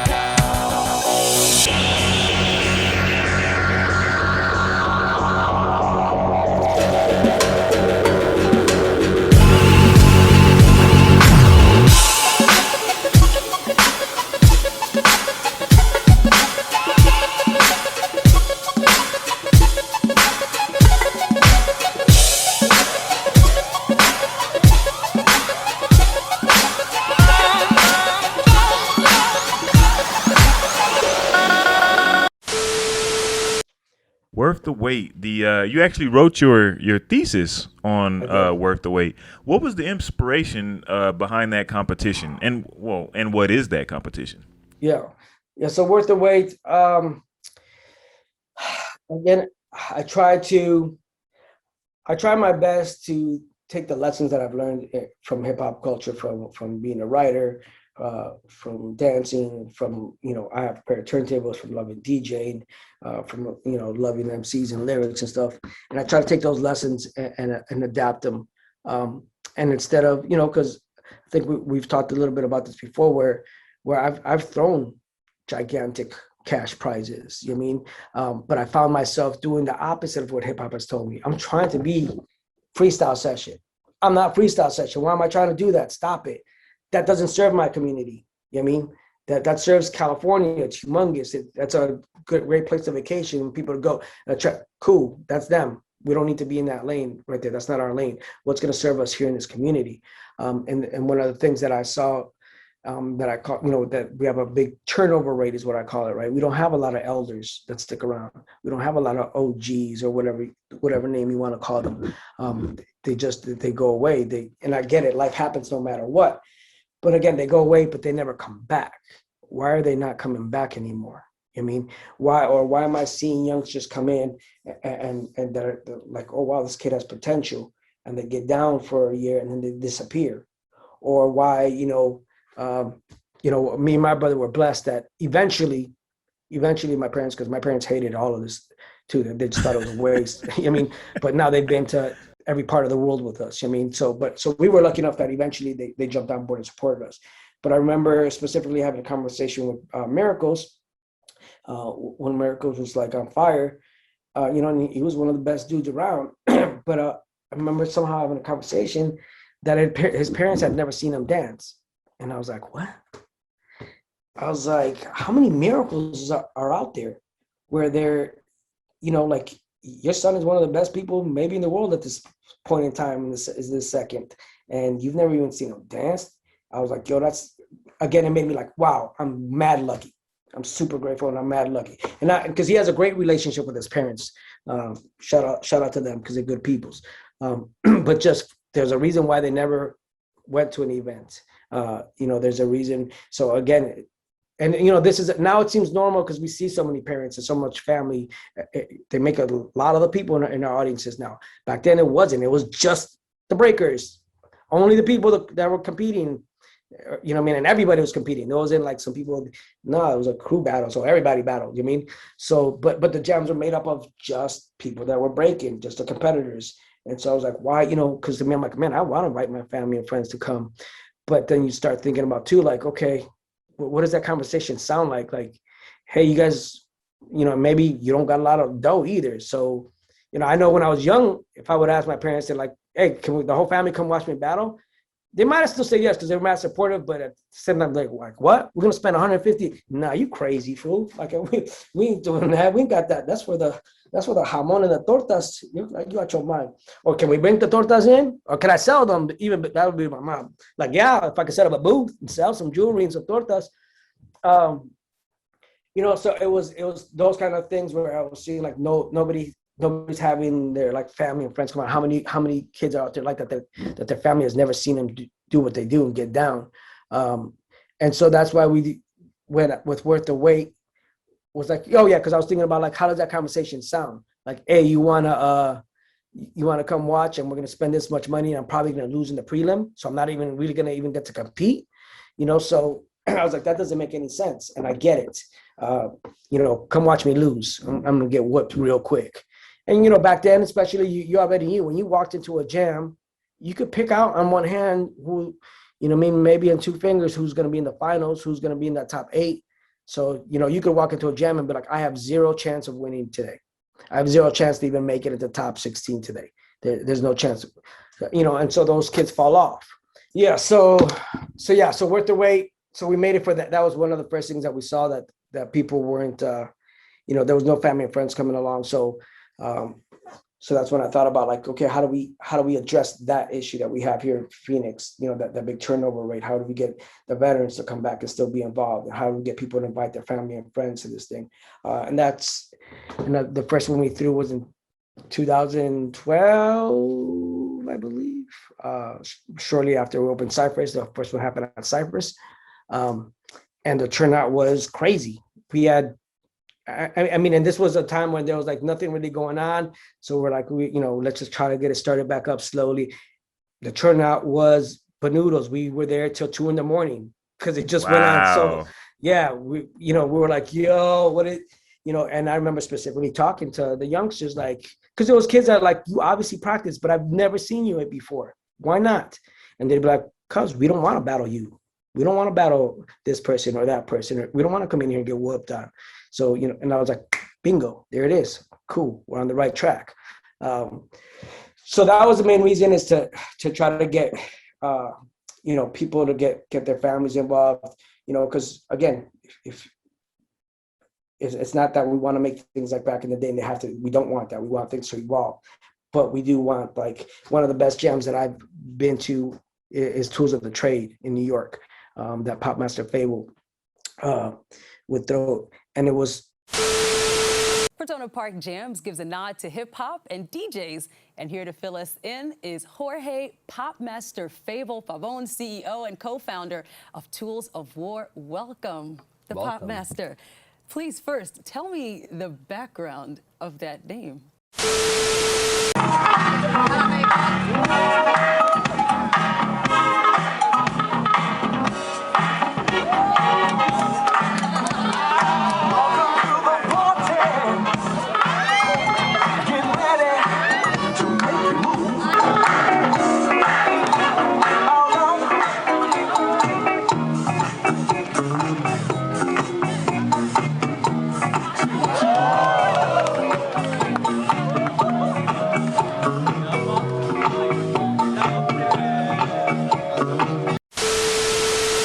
Out in the park, and it was just really dope, funky. It wasn't, it was, people would, if a youngster went there and be like, oh, they played nothing but breaks, but it was just all funk, soul music, but it was very break feely. But you had the motorcycle club dudes over here, and then you had the breakers over here, and then you had the nanas over here, and you had the, so you had all these different people, that were there, and and the music was incredible. And so it's that kind of thing where, like, let's bring that back where and I know what that did for me. Again, it was a rough patch for me in the beginning with my parents. Obviously Graph was not cool with them. Breaking was, I remember my brother saying like, oh, or them saying to my brother when I was younger, like, oh, you want to be like your brother, or like a bum on the street and just be rolling around on the floor. And so they weren't always supportive of it. And I get it. You want the best for your kids, and this, what the hell are you doing? Stop wasting your time with this. Right. The way I hear parents talk about like gaming now, I'm like, yeah, but they can make some money, if they're really about that. But so it was a great success right off the bat. We knew we tapped into something dope. You know, it kind of, again, it was a double entendre of like, it's you know, it's be worth your weight, pull your own weight. Like, you know, you have to be able to stand on your own and help your community and pull your weight. And then also like, you know, be patient. You know, we're in this instant gratification. It's worth waiting for. It's worth that work that you're gonna put in for. It's okay if you wait a year. A year feels like a long time right now. It ain't that long. You know what I'm saying? You kind of want people to trust you. But again, the youngsters, they're gonna do what they're gonna do. That's what their job is as well. So was that, and it came from, and the original naming of it came from Stuntman. Stuntman was like, I'd be funny if I had a shirt that said worth the wait, you know, because he's a heavier dude, right? And I thought, I was like, yo, that's hilarious, bro. I was like, that's funny. And I was like, and it could also mean like it's worth waiting for that. And I was like, that's fresh. And so later and it on, means weight class, like as in like the heavy, middle, and then light. Yeah. Right. So, you know, it's yeah, and it was that because, you know, you see a lot of cats that think they're real fly, and they think they're heavy mode, and you know they try to impress the girlies or their homies or whatever, and they get into what they're wearing, they get smacked up all the way around. It's like now it doesn't. Now we can save the arguments that we had in the '90s of who's better. We don't got to argue. Let's go. Can you hang him at the heavyweight? Oh, you can't. Oh, you can only hang with the lightweights. Shut your front door. Like, right. Exactly. You know what I mean? So it got all of that business out the way. Like we're gonna get right to it. The numbers don't lie. It's there. You know, and so yeah, it was built from that, and now it's just, you know, by itself, it's taught us a lot of things. It's opened up a lot of doors. It's become a very heavy on the education and mentoring part. You know, for the DJs, you know, we let the younger DJs come in and DJ some of the lightweight stuff. If they make a mistake, no big deal. Same thing, you know, with the judging. We try to put less experienced judges with more experienced judges. Again, even if you make a mistake, we have two other judges that are much more experienced than you, and you can have a conversation with them. Like, okay, why did you guys judge that way? Because cool, I agree or disagree. You don't have to agree with them, but you have that relationship there. Again, especially with the DJs, you know, it's hard to get put on to anything. You know what I mean? And it's definitely hard to get put on side by side on the same turntable with one of your heroes or something that you look up to, you know, or something that's a legend in your city, you know, somebody that's a champion. So it's worked out in that manner really, really well. You know, for the dancers, of course, it gives them the confidence. I'm brand new. I can come in and find my place and work my way up. And to commit, you know, because the normal ones right now, this COVID season has been kind of a free for all, but the normal season goes in 3. So it's the other thing we want to get people to get used to committing to things. I'm going to commit to this 3 seasons, and I'm going to follow through on all 3 of them. You know what I mean?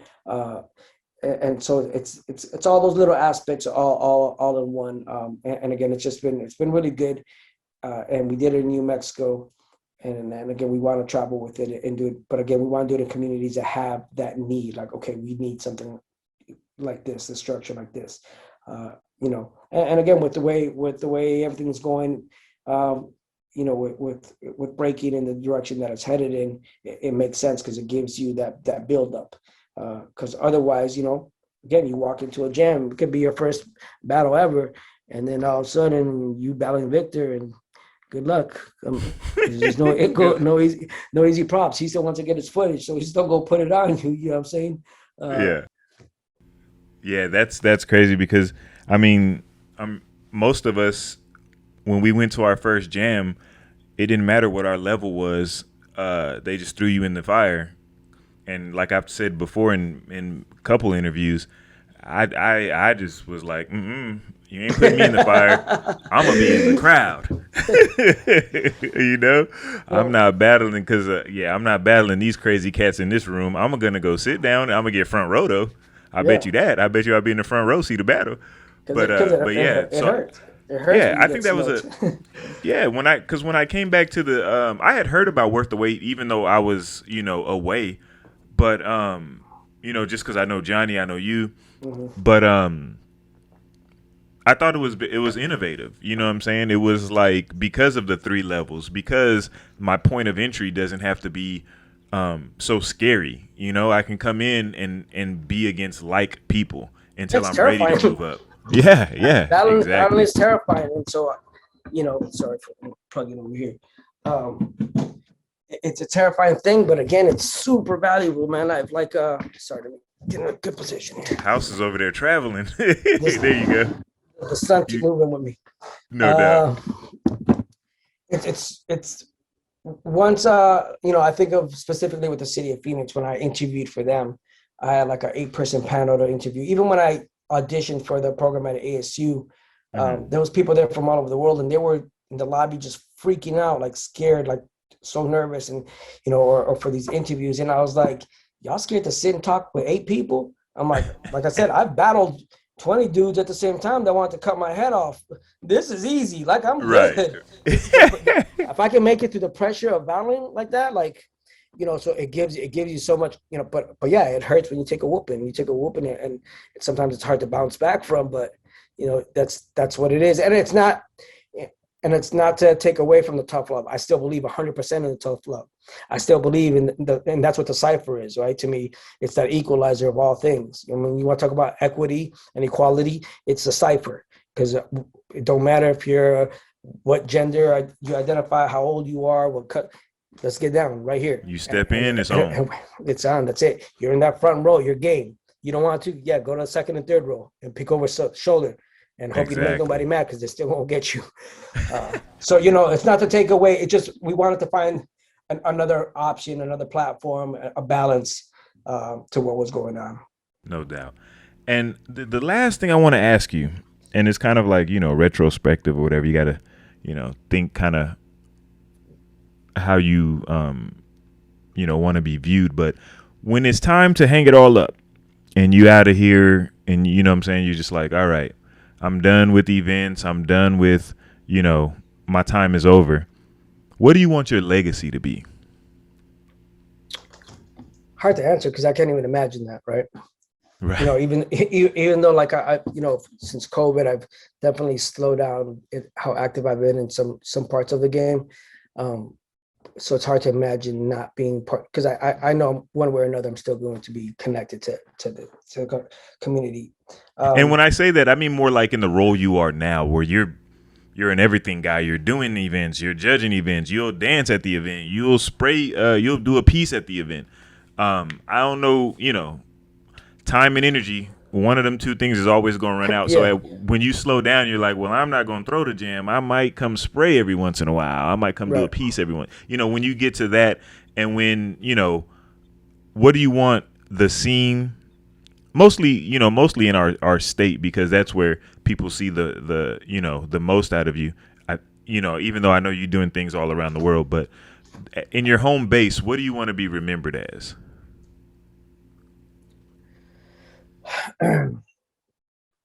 I feel like right, because you definitely like the thought of a legacy of some kind is always a nice thought, but I feel like if I was going to leave any kind of legacies, it might not be obviously seen. I think it's going to live inside of a lot of people. and so and I'm okay with that. I'm okay with not getting a statue of me at City Hall. You don't want the Air Jordan? Right. That stuff, it's nice to, those things are nice to get recognized for, and they're nice to maybe inspire other people to be like, cool, I can put in this work on some of these things and it'll be recognized. But it's more the legacies that live inside of each person. Like I'm hoping that I've been able to influence people personally in their own kind of way, maybe that I'll never know about, maybe that nobody will ever know about. But I know it's there because I know it's happened. And I know I have had people that tell me things that stand out to me, that will stand out to me forever, that fuel me forever. So knowing that, like I made those, I'll tell you 2 quick stories. One from an anniversary when we had it at Marley's, I don't remember what year. And it was mad early, in the event. And this young man came in, it was mad early, and I was like, yo, you here real early, but okay. And he was like, you know what, House? Like, he's like, I was thinking about committing suicide. And then this was like the day before, and he's like, but I heard that the anniversary was happening today, and I came in and I'm here. And then like throughout the event, he's like, yo, thank you for throwing this, because I don't want to die anymore. I want to live. Wow. So those are the legacies that I'm like, nobody's gonna know about that unless I tell you that story. But to me, it's like, boom, that's it. Like I'm good. You know what I mean? And those are the years that we probably lost 8 G's or something. And I'm like, cool, worth it. Money well spent. Like I'm good with that investment. Right. Just this weekend at Bboy Summit, I'm walking, I was holding my nephew, and his brother came up to me, and now we're in contact on IG. But he's like, hey, bro, he's like, can I holler at you? And my 90s mentality goes to like, you like me or you hate me? Because you know what I mean? Because usually people would be like, yo, you house? I'd be like, oh, shoot, you either got some beef or you love me. I don't know which one it is. But I was like, yeah, what's up, man? Like, and he just sent me an IG message too. But he's like, man, you don't know me, you don't remember me. He's like, but you were at a jam in Sacramento and you had a booth, and you know, I was telling you about that he wanted to paint, and then he had cans, but he had no tip. And I low-key remember this, which is crazy. And I gave him one fat cap. Here you go, bro. Here's your first fat cap. And he came up to me at Summit just to tell me, he's like, yo, that changed my life, bro. He's like, that changed my entire life. He's like, that changed the entire trajectory of my life and how I move and how I operate. Like he's like, oh, because Zulu Gremlin was on the mic and he gave me a shout out. And he's like, bro, I just heard your name. He's like, I got goosebumps everywhere. He's like, I gotta go talk to this man. Like, you know, those are I'm like, yo, thank you for the take, because you don't know what this, he does know what it does to me, because I know what it does to him. But it's those things. Yeah, one fat, that's it, you mean? And it's those tiny gestures of just giving somebody an option, just saying, cool, I see you, here you go, what you gonna do with it, right? Same thing and those are the traditional things that I came up with. And I'm not saying we have to keep all these things, but you know, especially with like graph, somebody gives you a name, even with dancing, right? You got a name. What are you going to do with this name? What are you going to make out of this? Do something with this. Like, what you know what I mean? So it's those kind of stories. On my website, I have a page that's, I don't know, it's like, I think it's like trophies and awards, but it's all just screenshots of people that have given me some kind of thing. And it happened this happened like 20 years ago or something, bro.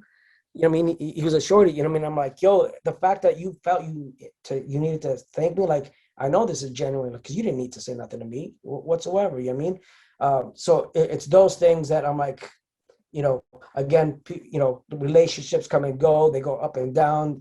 You know, to me, it's, if I'm going to be around this long, that's what I love to see, is to, you know, that like, oh, wow, it makes an actual difference in somebody's life. You know what I mean? And generational wise, you know what I mean? When you get the kids that are like, yo, man, my dad talks about you all the time, and he said y'all used to battle, and you know, now and they're at my workshop or something, you know what I mean? Or some of my homies bring their kids at the workshop. Like, that's the, like, man, it's not about me. I help nurture your relationship as a father and son. You know what I mean? Because you had something to talk about in the comment, and now you met somebody that was a homie with you. You know what I mean? So it's those kind of things. If I can help build those experiences, those are the legacies for me. It's those experience that sometimes you hear about, sometimes you don't. When you hear about them, you're super grateful for it.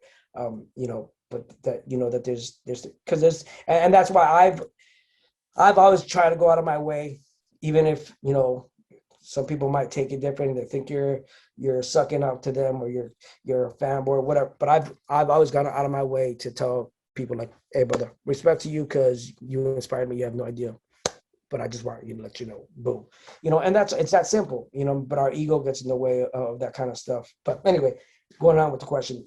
Yeah. So, I mean, to me, the legacies are people's personal stories that they might have of, you know, because oftentimes people think or remember things. I say things out of saying them, you know, Cannon does that to me a lot, where he'll recite a whole conversation I had with him. I'm like, what the? I was like, I said that? That sounds kind of cool, bro. We'll put that in a song, baby boy. You know, things that I'm saying not a genuine thing, but I'm like, oh, you don't always think people are listening, or you don't always, that's not why you're saying it. And so, but it's to know that, like, cool, I gave you a seed, and I know you're passing it on to other people, you know, and that's one of the things, is that, you know, it's going to get passed on. So for me, that's more than enough. You know, if anything that I do, any of the work that I do can further the next generation to create and sustain a next level foundation for them in their own way, cool. You know what I mean? And even if it was by super tough love, right? I get shout out for the jerk that I was in the 90s too sometimes. So don't, I was at Sour Patch anniversary a few years ago, and they're like, yeah, you had jerks like House always telling us that we weren't real B-boys. Yeah, thanks House, thanks for, what I mean? So it's that like, cool, man, I'm cool. Cause now you guys have, I was able, out of that rivalry, I was able to, and that's why anybody that's been a rival in any kind of way, I have the utmost respect for them, the utmost love, and glad that we never got to anything, past what it got. But you have to, the legacy is that it has to live on with other people. The energy and this confidence and this empowerment, this voice that it gives us, that's a legacy. So as long as more people keep being seen and heard that might not have got a chance before, that's gold for me. Wow. And before we let you go, House, if we, want to follow your movement, if we want to come support Worth the Wait, Styles Anniversary, especially, every day it seems like, there's been a little bit of spiking, but for the most part, everything's opening back up. So I'm assuming we're going to get back to the in-person Styles Anniversaries, and Worth the Wait has already been back in person. If I want to, if one of our viewers wants to support that, how do we do that? How do we find out about that? On my social media, you can find it under Bboy House for the most part, and that'll connect you to other things. Bboy House is the main one, whether it's bboyhouse.com or the Twitters or the IGs. Worth the Wait 602.com is the website for that. FearStylesCrew.com as well. We have the Love Fights Back AZ. .info, which is the graph mural movement that we've been working on. So, but anything, if you look under Bboy House, sometimes it'll come up as House Magana. Facebook made my name officially House Magana, and people are like, "Hey, you're House Magana." I'm like, "Well, yeah, I guess, kind of." I'm like, Facebook said it, I guess it's true. But yeah, you can Bboy House just about anything, and it'll come up. And always open for to build with people, and obviously any support that we can get, because it's straight up just, it takes a village. I mean, and I'm learning that, I took took a little niece and nephew for 6 days with my girl to Cali and Disneyland, and man, the utmost respect to parents, because wow, that was wow. And I got a lot of energy and I got a lot of patience, and but and I say that because I'm like, I'm oftentimes like, man, I don't think everybody should have kids, because it really does take a village. It would be better, we'd be better off, but we can use that in our own village. If we're talking about the hip hop village, like, it really does take a village. I mean, it's, if you see some youngsters out there or anybody, everybody can do their part in helping out, and everybody can be a cool uncle, cool aunt, whatever the case might be. So keep supporting each other out there, and hopefully things, I'm always open. I'm open for suggestions. I'm always open to hear people's ideas. If they think something is whack, I hope they're doing something about it before they come to me, because I'm like, all right, cool, I'll come to your jam. And, oh, you ain't got a jam? Oh, okay. Oh. But yeah, Bboy House, anything, you can find me. Well, there it is. Bboy House, Furious Styles Crew, starting the revolution. That's right, STR. No doubt. And if you're a Z-Trip fan, you can go back to his Shifting Gears album, and there's a Furious song on there and a STR song on there, because Z-Trip was part of the STR back in the day. Ooh, some tidbits, yep, some hip hop trivia. There you go. But yeah, man. Again, thank you for your time, man. We're definitely gonna be working together in the future, moving forward. So I'm very excited about that. Very excited to be, joining the leaders of the scene and helping to build the and just stack more bricks on the Arizona scene, get it nice and healthy. And like you said, like we've talked about before, make it one of those destinations. And like you said in this interview, make it one of those places where you go, and you definitely, when you go back home, you're gonna be like, hey man, I went down to Phoenix and they got their ish together. You know what I'm saying? No doubt. So definitely looking forward to that, man. And we thank you so much. And I leave you with the peace. Peace, everybody. Thank you for having me, brother.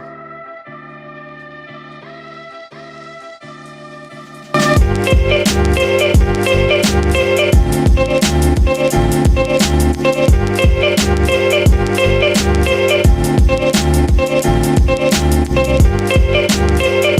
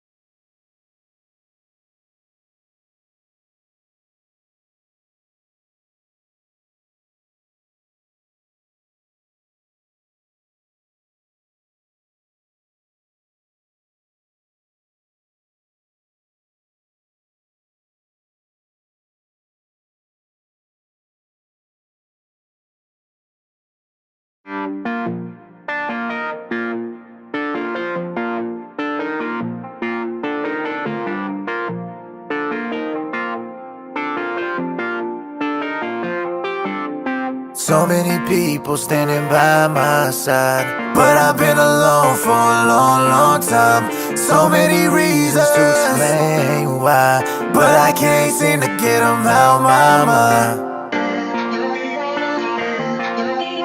I would do anything to find my life. I would do anything to find my life.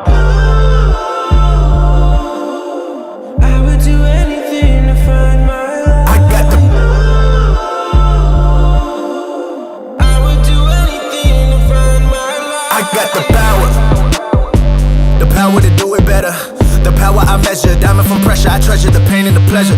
Yeah, I run up some comments, it's coming together. I'm just a man of my verbs and not just my words. Boy, I mean every letter. Let the ISO into my dog. I let the iris see who I'm not. I let my soul breathe into my art. I paint a mural of all of my thoughts. This is a fate that I accept. This is the quantum leap in my step. This is all a part of my heart. That's why it's been hard getting this shit off my chest. So many people by my side, but I've been alone for a long, long time. So many reasons to explain why, but I can't seem to get them out my mind. So get up. Come on.